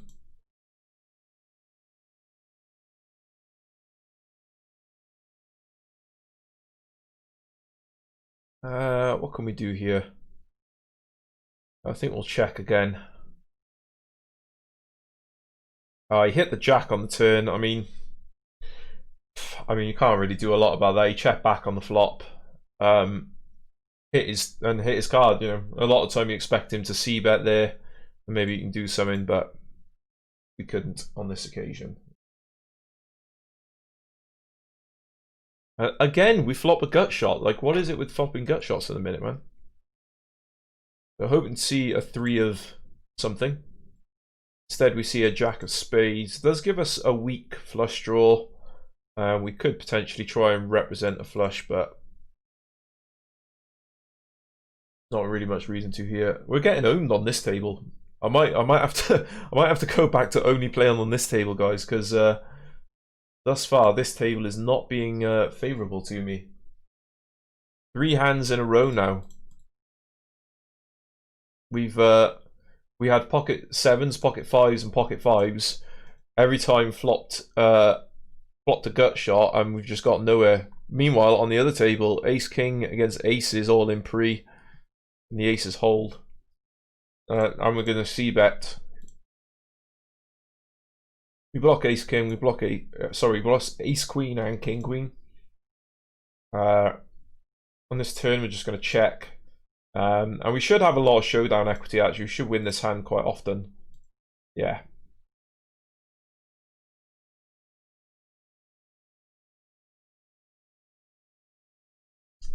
I'm enjoying the challenge here as well, guys. Like, as I said earlier, I've not played at 20 NL for quite a long time, or an equivalent stake. So I'm quite enjoying the challenge of mixing it up with what should, in theory, be a slightly better caliber of opposition than I'm used to. And given the fact that there is literally no other game type running on Run It Once poker at the moment, it's kind of forced my hand a little bit. Of course, I could decide to, you know, scrap playing on Run It Once today, and I could just go and play on PokerStars or Party Poker or whatever. But I'm feeling it. I'm feeling it here. You know what I mean?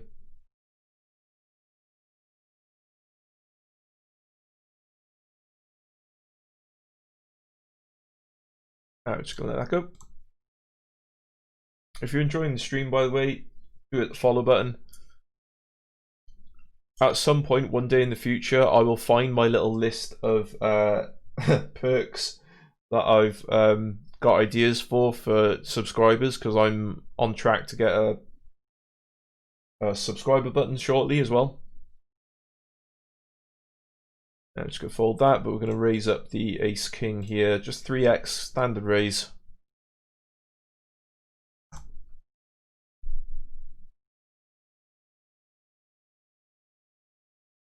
And yeah, thanks for coming out and hanging out on the stream as well. I know it's very easy to go and hang out with Lex Veldhaus, but you've chosen to come and hang out with me, so I really appreciate that.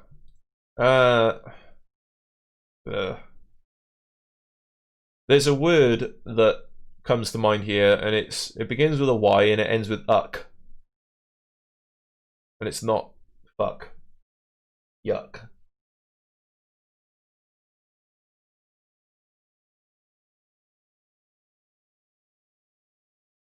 I know what you're thinking. You're thinking, what a fucking nit. Why is he folding ace king there? There's a couple of reasons. Number one, I don't know anything about these players at all. So it makes it quite hard for me to really kind of narrow down their range. Second of all, I am playing above my bankroll here. Just full disclosure, like, I shouldn't be playing at 20 NL at the moment. It's kind of out of necessity that I wanted to stream today, and I mean, you can see there, $100. But as you can see, there's no other games going on Run It Once Poker, so it's kind of forced my hand. and I've had to play at 20 NL. So I don't really want to start getting into, you know, big pre-flop battles with Ace King against someone who's cold 4-bet, out of position as well, which strengthens his range even more. And what's his raising range there? Ace King, aces, kings, and queens, maybe jacks. If he is a decent, you know, somewhat decent thinking player, this guy. So that's my reason for folding the Ace King there before I get berated. And feel free to berate me if you want, but you know, at the end, I'm going to play how I feel comfortable at the moment, given that I'm not currently playing at my usual stake level. So there we are. Do with that what you will.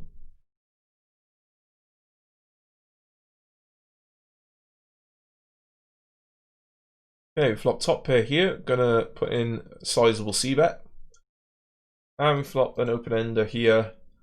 Against two players out of position. I'm gonna bet small, try and get them off their auto folds, ace 5 of spades and things like that, and it works. Happy days. And we also took down the ace 10 pot over here.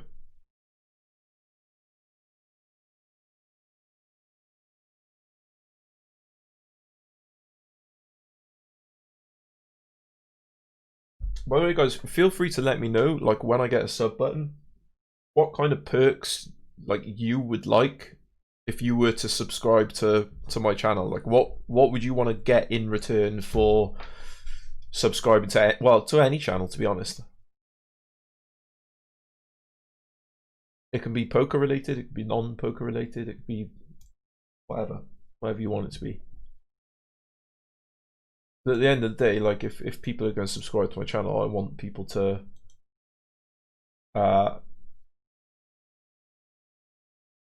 do it for a good reason, you know. I want people to get rewarded if they decide to support me.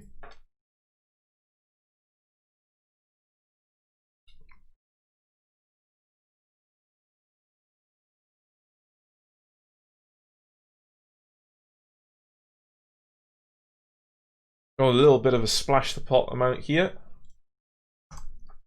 Our little bit of a rake back incentive.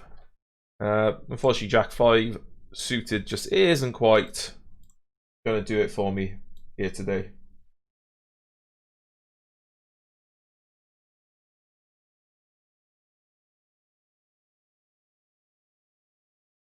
Apparently, Tony is quite aggressive. Always kind of weird seeing someone called Tony anywhere, because my father's called Tony, so I never quite know how to take it.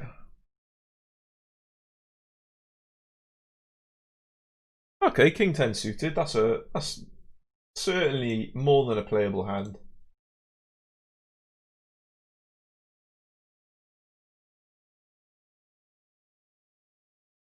Not against that, it's not.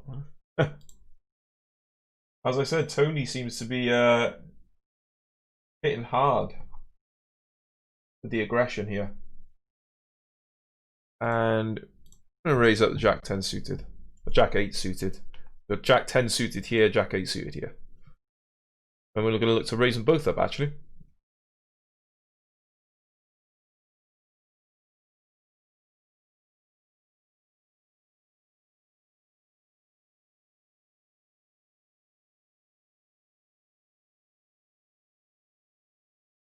Wait and see what Billy Q wants to do. No, I didn't intentionally rhyme that. Not the best flop in the world. It does hit our range better than his because we have more King X, so I'm going to put in a small c-bet. And we take it down. Nice.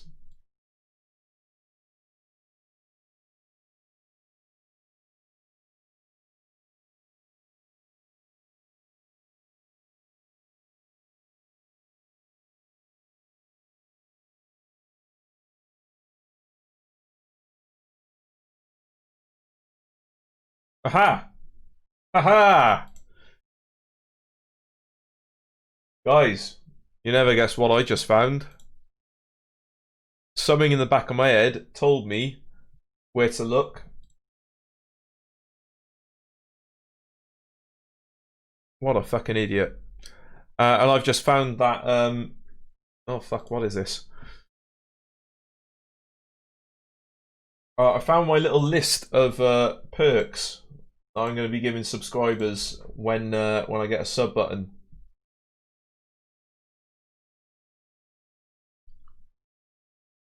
The first perk is going to be a flush on the turn for every subscriber. And no value gained from it. Oh god, thank God for that. I was panicking there. Why are you panicking, Anakin? That's why.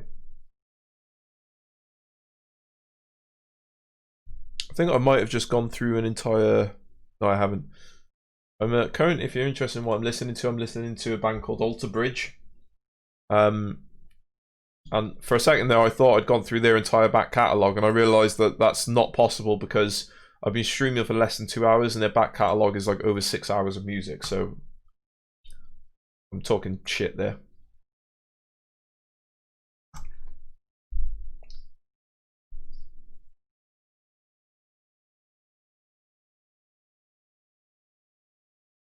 Okay, Jack 10 offsuit, we can play that.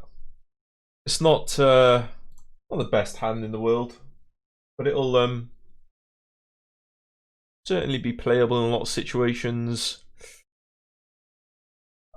Against a tight passive player, I think I can fold this in the big blind, especially under the gun as well.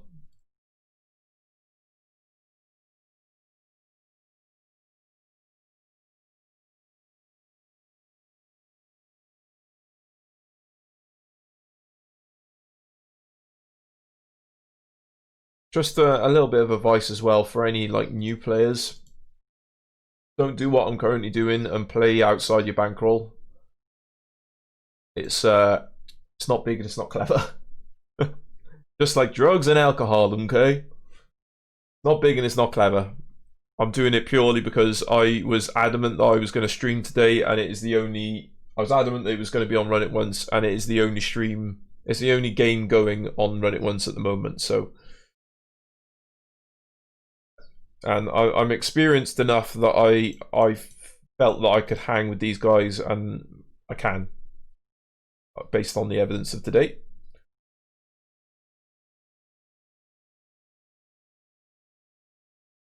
Should be checking our whole range here pretty much. We can put a bet in on the turn. Yeah, go on. I'll bet 1/4 pot.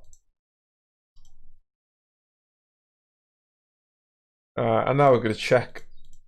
We see a check, and we take the pot down. Check in there to basically get try and get him to put some money in with like king queen with a heart that's missed and hands like that. He actually had pocket eights with a heart, so it's I wasn't far off. Got king jack here.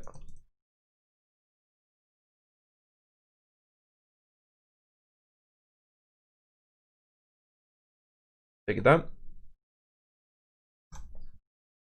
We're doing good, guys. Doing good. This is one of those rare occasions where shot taking actually pays off.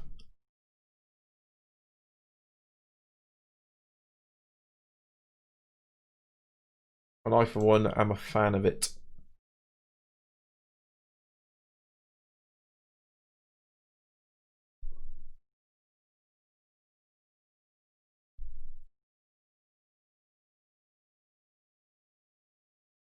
These two have been going kind of hammer and tongs at each other for a little while. They've just been kind of trading pots back and forth. It looks like they're in one again.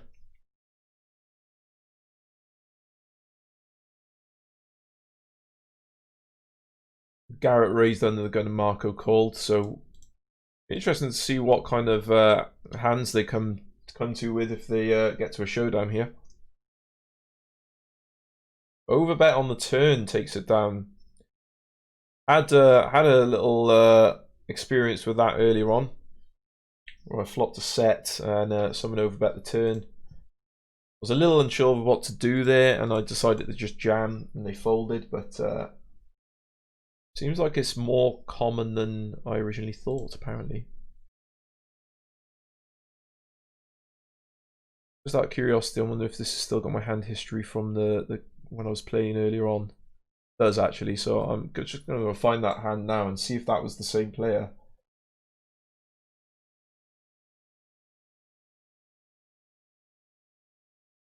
Nothing there for me.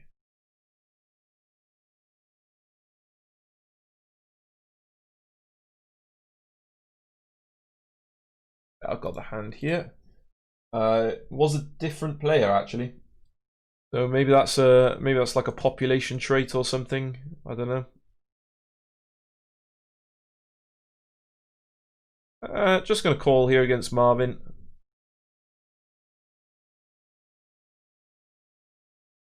It's a pretty decent flop.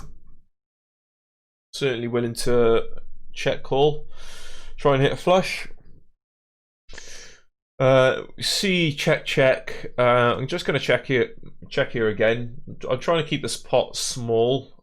I don't want to bet and then face a raise and then potentially deny myself equity. I can easily call here to try and hit a flush or an ace even. We miss, but I managed to kind of get the get my 5 streets and go after my flush draw.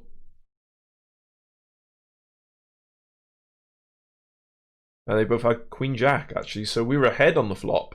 Wasn't really anything I could do with it though, because everyone checked around, and you know, it would have been very weird if I had come in for a donk lead there. I don't think it would be terrible actually, but it wasn't on the right time.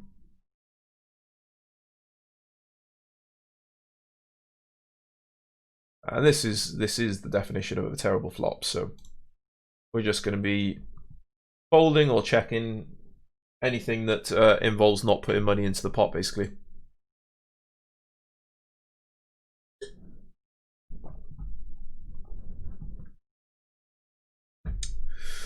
King 7 off, going to be a fold.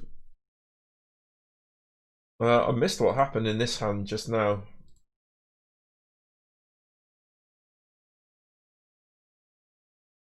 Not a lot, in short. Just going to make this replay table a little bit smaller, actually, just so it's a bit easier for people to see on screen when whenever we have some replays to show. There we go. Beautiful, beautiful. Look at that. My pro streamer yet.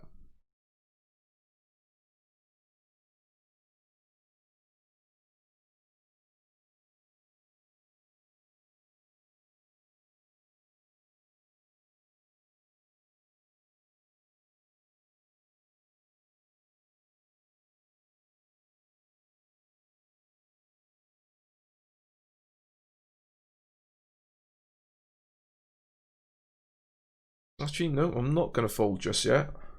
I'm going to hold out. I'm going to hold out.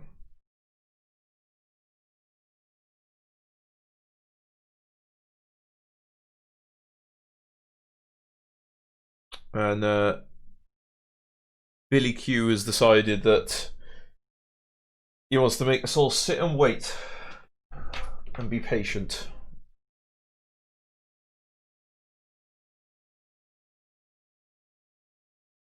Ace 9 offsuit. I hate Ace 9 offsuit. I don't know about anyone else, if anyone else feels this way, but I really, really hate Ace 9 offsuit. I never know what to do with it. I never know whether to try and raise and get them off a hand. I don't know whether to call, and then most of the time you miss anyway. Or if you 3-bet and you miss, like, what the fuck do you do? Never quite sure what the appropriate action is there, so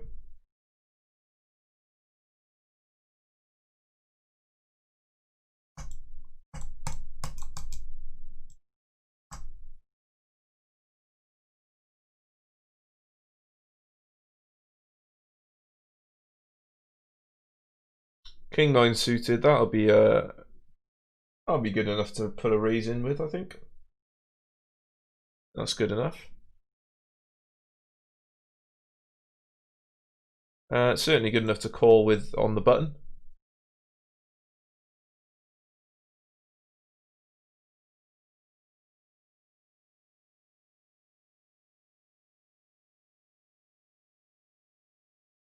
We hit top pair. Our kicker's pretty bad. We do have a bit of a problem in that Tony is quite aggressive. He does like mixing it up, but I mean, we just hit trips on the turns, so we can't be too upset with our prospects. About half pot. I'm expecting to see folds a lot of the time, but I might get some calls. Yeah, that's fine. That's fair enough. I expected to see some calls sometimes from some straight draws or flush draws, maybe even like pocket eights, something like that.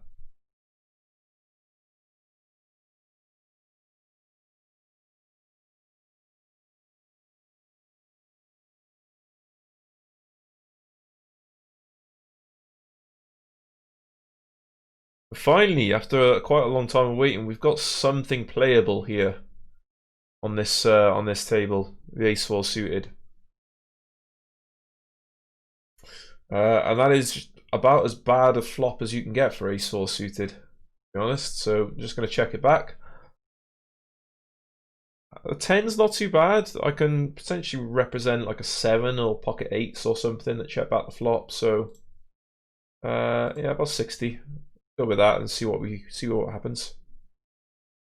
Marco's going to call a lot here and then give up on the river as well if he's got like 8-6, 8-9 hearts, things like that. And here we just want to bet small to protect against the random overcards. Like, oh, I completely missed it. I thought there was only these two guys. Either way, the principle's the same. I want to fold out ace-3. I want to fold out king-queen.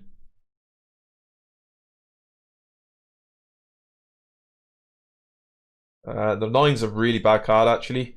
I expect him to have 10-9 a lot, queen-9, queen-10, all of which get there now, as well as the fact he could have 9-8, but we do see the ace on the river, so that does help our situation quite considerably. So we're going to put in a value bet, about 80% of the pot, and we take it down. Not too bad. It's better than what I thought my prospects were on the turn there. When the 9 came down, I thought it was almost all she wrote. Thought we were dead to rights.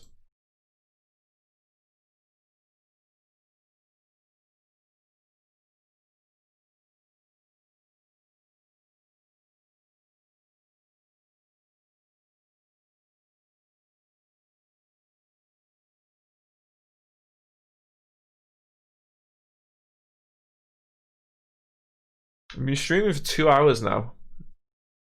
I mean, for me, that's quite a long time. I don't normally stream this long. It's crazy as well when you play when you're playing well, and then all of a sudden, like you just keep the stream going for longer because you're playing well and you're making a bit of money. Makes it so much easier then, doesn't it? And look to try and flop a set against Tony X. We don't flop a set against Tony X. Instead, against Tony X, we don't flop a set. 8 of diamonds is an interesting card. We do have a flush draw now. It's a very weak flush draw that I don't expect to really get anything from. But oh, that's heinous card. I don't think he's gonna fold now. What does he fold? He's got ace X. He's not folding. Jacks, 10s, 9s. No, I feel like he's got an ace X of some sort that he's just going to call me with. Yeah, leaving it out.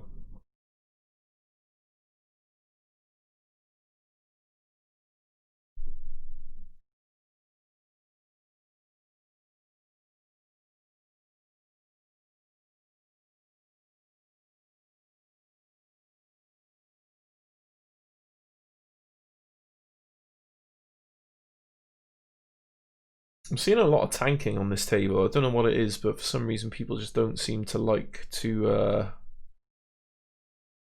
play with any kind of urgency, you know?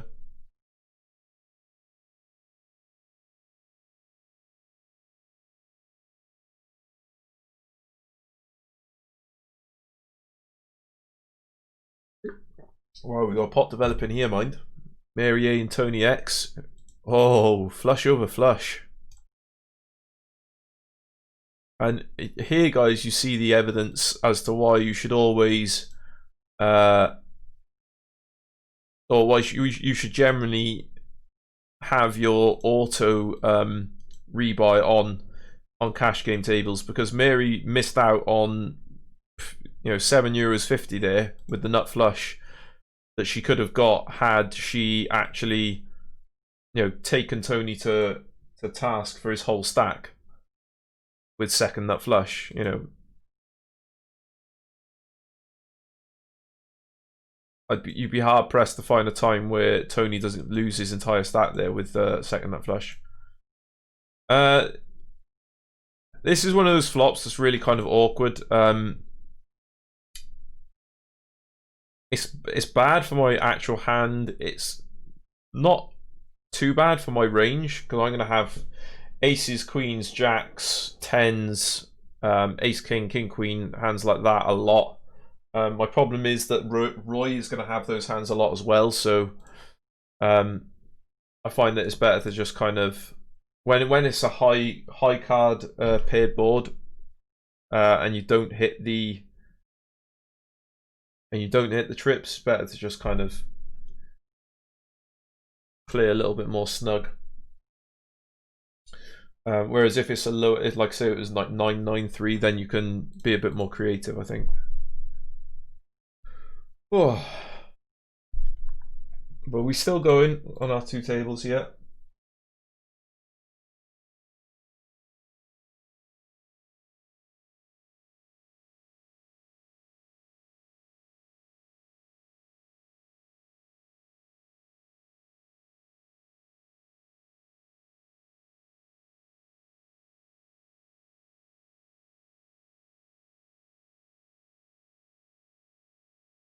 Fair play to Marvin B there, getting the win. We got some playable hands now. We got ace 9 off in the cutoff, which will do for now. And ace 5 suited. We see a raise from Mary. I'm just gonna, well, not slow play because I haven't got a hand that's slow playable, but you know what I mean. I'm just gonna take it easy here and just fold.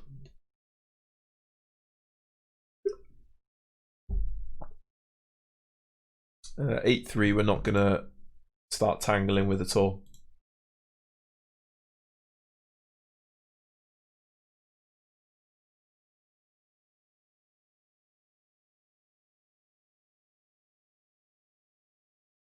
Ooh. These headphones are the comfiest headphones I've ever had, but even the comfiest headphones start to hurt your ear after a little while.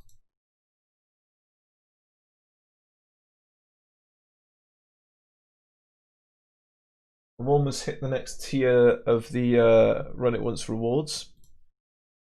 Happy days.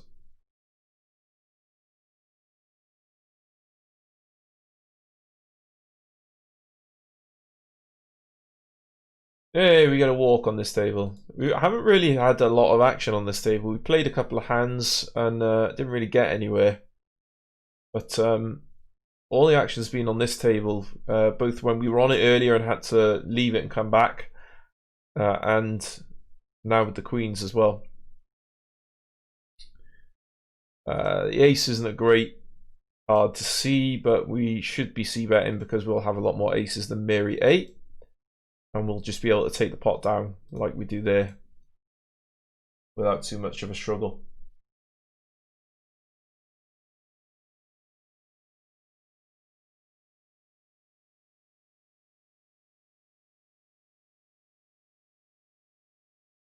I'm never really sure with offsuit aces like this. Like I raised with ace 9 offsuit, so I guess I should raise with ace 8. But it's, yeah, against 3 bets, like you just can't do anything. Maybe you can, but certainly not at these stakes. So I'm not going to try it, you know. I'm going to try and flop a set against Charles X here. I wonder if Charles X and Helena X are married. Fun. We do flop a set in a three-way pot. I'm going to put a bet out. I mean, it's a pretty dry board, but I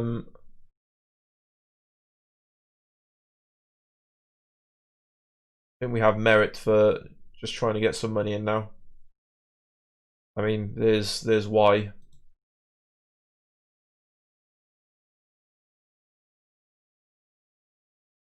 I mean, the ace isn't great. His overpairs that are like kings, queens, jacks are going to slow down now. He will have some aces on occasion as well.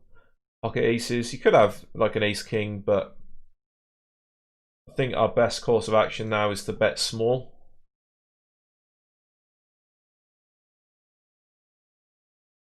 And I think we're forced into calling an all-in, but we see a fold. And we win a decent pot.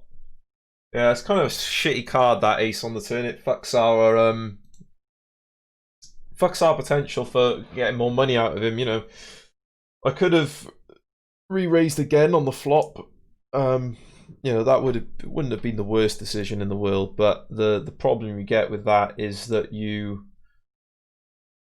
end up folding out a lot of their, you know, tens and jacks and stuff, hands that would have previously, well, hands that would c-bet the turn and potentially call an all-in on certain runouts.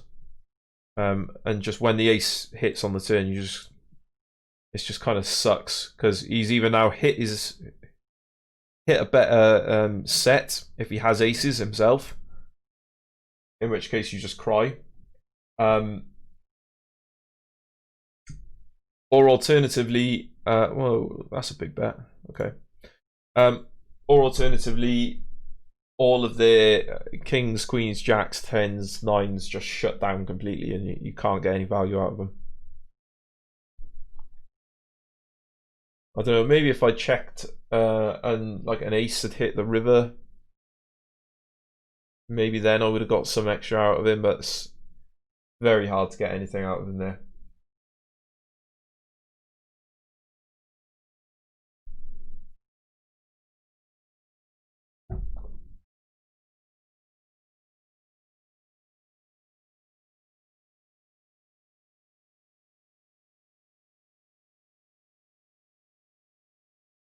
But we're doing okay on these tables. We lost a little hand earlier, which was I can't remember what it was, but I remember we lost like €5 or something like that. Didn't really do a lot about.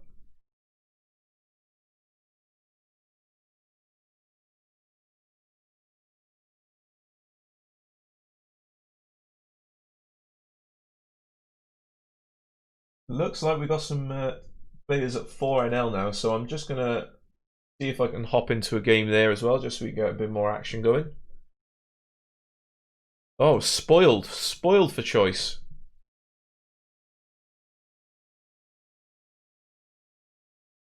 We've got 2 more tables going here, and then we've got our 2 20NL tables.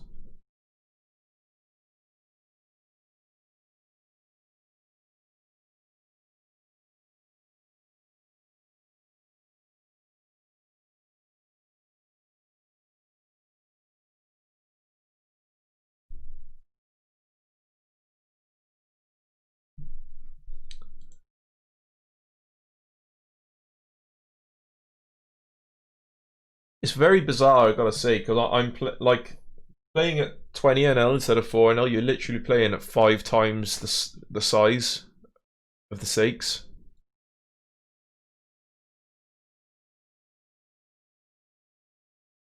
Like, my buy-in here is the equivalent of just 20 big blinds here.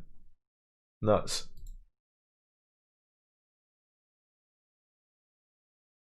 That's not a very good flop for us, is it? That's not too bad though.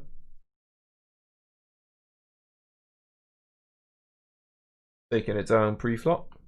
This has just gone check, check, check the whole way, so I'm just gonna stab on the river, just hoping that he's got nothing and folds it out. You watch, you'll have like king 10 or something now. Oh, we get it through. Nice.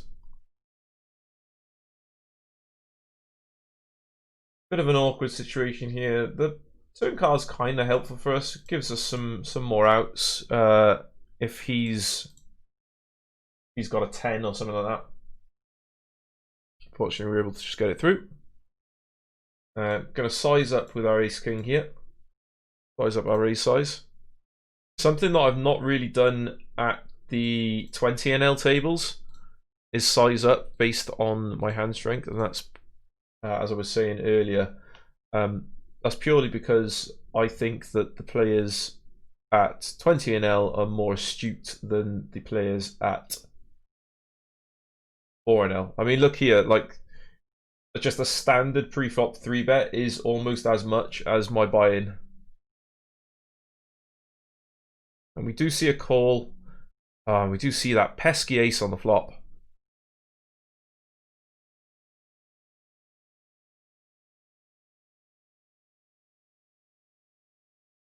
So it's that old thing, isn't it? How the fuck do you play pocket jacks, you know? Especially on this board texture as well, because you could have pocket 10s, you could have pocket 9s. Just as easy to have pocket 8s as well, I suppose, but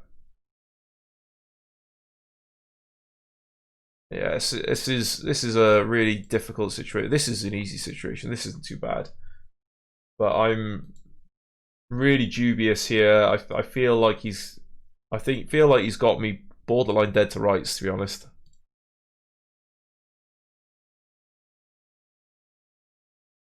Yeah, there's always going to be hard to get value there.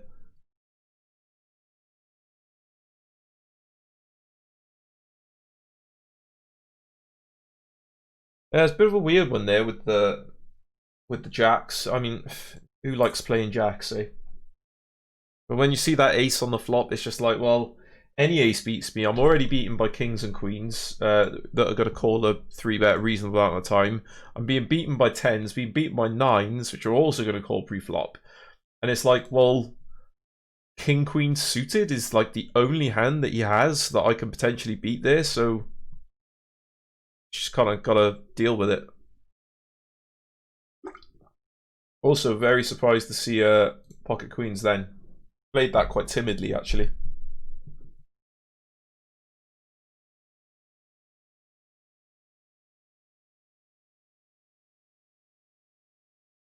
Yeah, go on. I'll put in a C bet. He's gonna fold like Jack 10 of spades and stuff a lot of the time.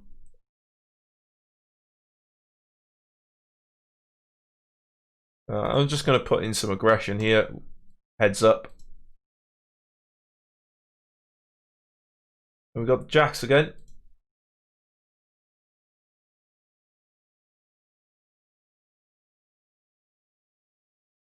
Raise it up.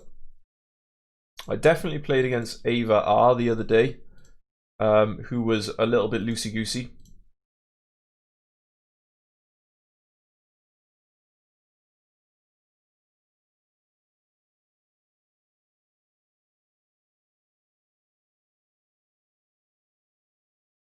Oh, I completely missed the fact that I've got aces here. Okay,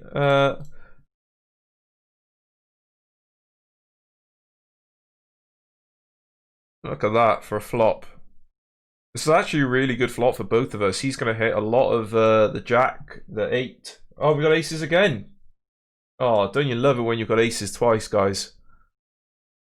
Fucking love it. The king isn't the best card in the world. Queen 10 gets there. Some diamonds get there, but I think we still keep on betting here. And he does fold it out.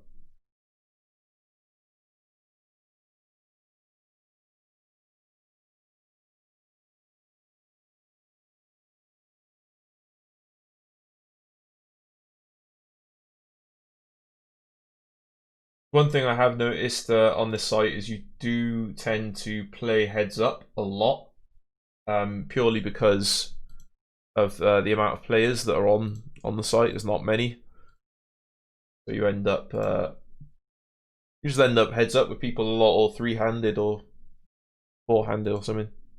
Okay, c-bet doesn't work there. We 3-bet pre-flop here. We checked this flop, which looking back now, I think was a mistake. I think I should have c-bet it. But now that I've told the story that I don't have an ace on the flop, I'm not now going to try and pretend that I do. So I'm just going to kind of try and keep the pot small and see a showdown with my second pair.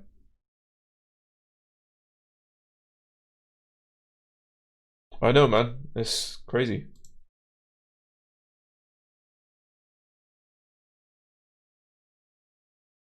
Hey, we get it through. What they had 7-9. So we managed to get value from a draw there. And this is a terrible flop for us, but we do need to c-bet it. Fold out some of their ace jacks and the like. A lot of the time we're kind of betting for value here as well. I am going to put in another bet here as we hit flush on the turn down there. And we do get the fold out. So I'm guessing he probably called with an ace king, ace queen, ace jack, something like that.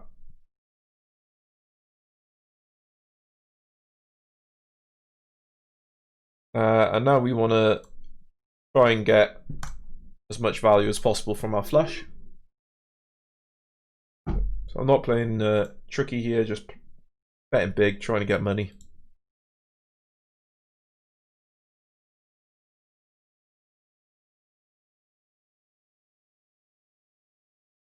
Pocket threes could be a hand. Could be a hand that we can do something with.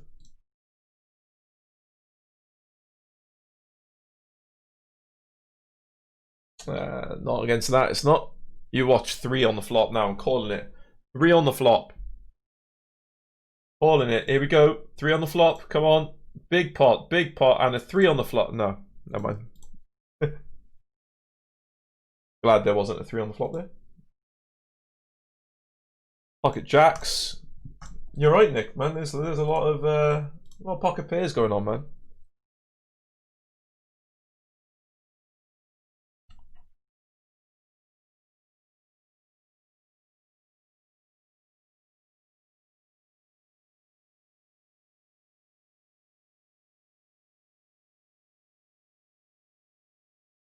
I don't know if you've noticed like how much quicker my actions are when I'm playing the 4NL tables versus the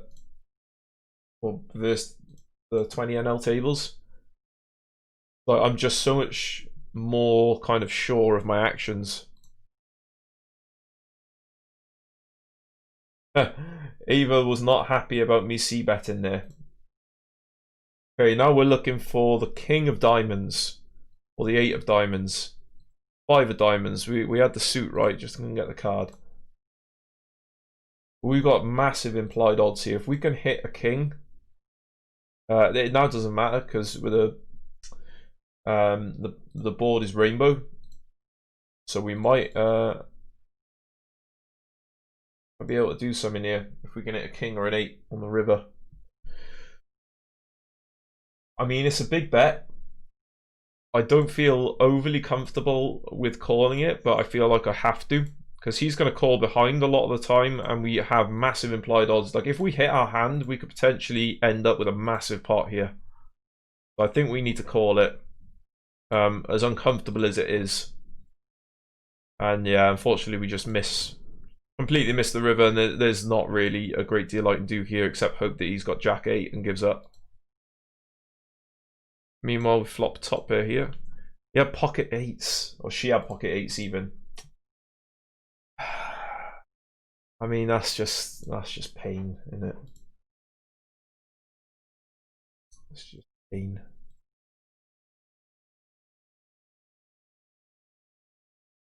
Not terrible. It's not the worst thing in the world that could have happened, but I mean, can you imagine if the river's an 8 there? Like, there's no way that we don't get all the money in.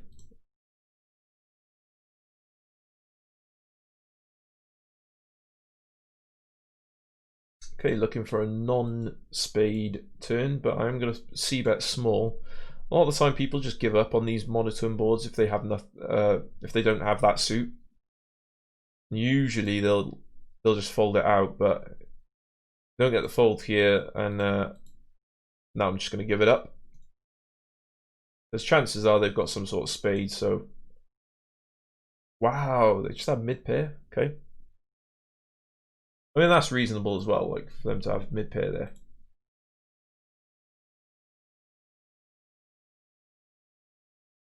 Just gonna let that go.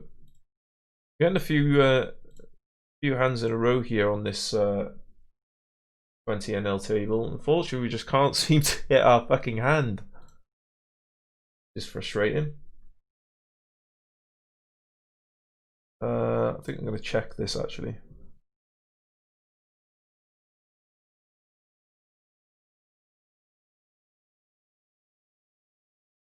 Try and think what I can potentially either get to fold or get value from. I can get value from quite a few hands now, actually. As weird as that sounds, when you just got ace high, there's a bunch of draws that you can have that are going to call here. Or sometimes I might just win the pot straight off. So I quite like that bet.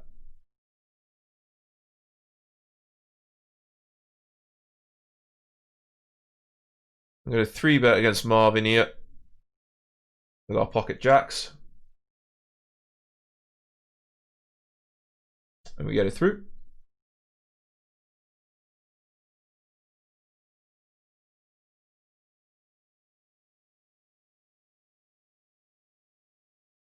King Jack suited. Unfortunately, we don't really get anywhere with the flop, but we do have pocket queens down here, and this is great because we got the splash the pot amount in the middle. The players are often just going to think that I'm trying to steal the pot, so you might see someone play back at you with some marginal holdings. As we get here, and I think I'm just going to jam. I don't really do this very often. With pocket queens pre, but I think this is the right time to do so. Ace king, can we hold? Need a king. Need a king. Fuck. That's annoying. Got pocket queens again here. Hopefully we can turn our fortunes around now.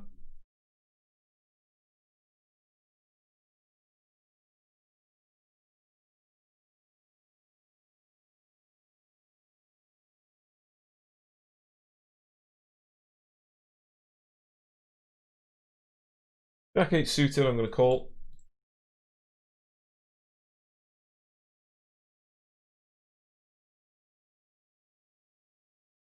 Terrible flop, so just gonna let that go. Gonna c-bet with my king 9 here. No showdown value and a good draw, so it's a good spot to throw in a bet.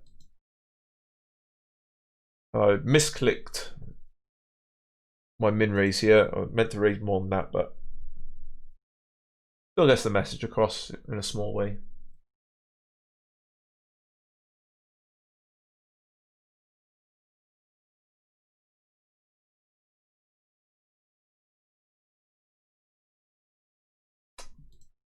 That's not what I'm looking for. I'll be honest, after 2.5 hours of streaming, I am starting to get a bit fatigued now in terms of my decision making, and I don't want to kind of screw myself over and start donking a load of stacks off. I mean, the queens against ace king there, that was just unlucky. And queen jack against pocket eights, where I missed my draw, missed all my draws, was just kind of, again, it's just kind of unfortunate. There's not really a lot I could do about that, I don't think. So I think I'm going to call it a day here and just finish off these last few hands. In fact, I'm playing a hand on every table at the moment. So I think I'm going to sit out the next big blind on all tables.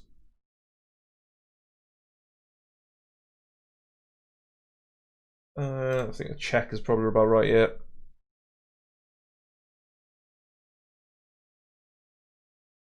I mean, it's not an ideal river, really, because any ace has a better straight than me, but I've got to put something in to try and get called by like King 10 and the like.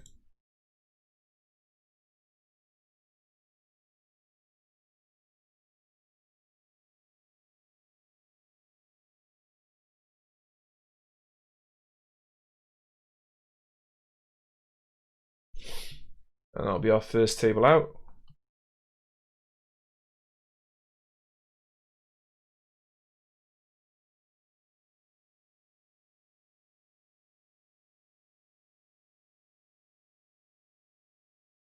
Yeah, don't want to play that.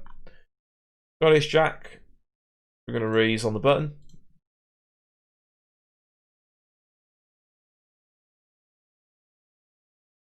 That'll be the last hand there, and that'll be the last hand there as well. Okay, guys, so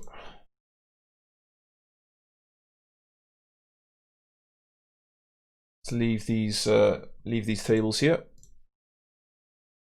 See where we have finished at the end of the day.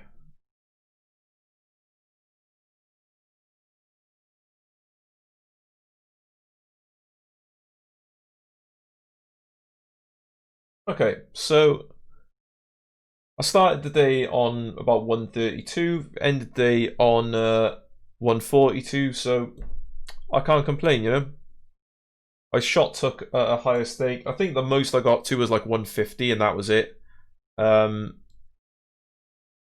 So yeah, I mean, I'm happy to book a win. Booking a win is always good.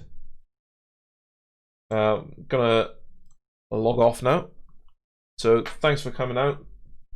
I've just seen that you're going off as well, Nick, as well. But yeah, thanks to everyone who watched, and hit the follow button. Come and catch me next time. Cheers.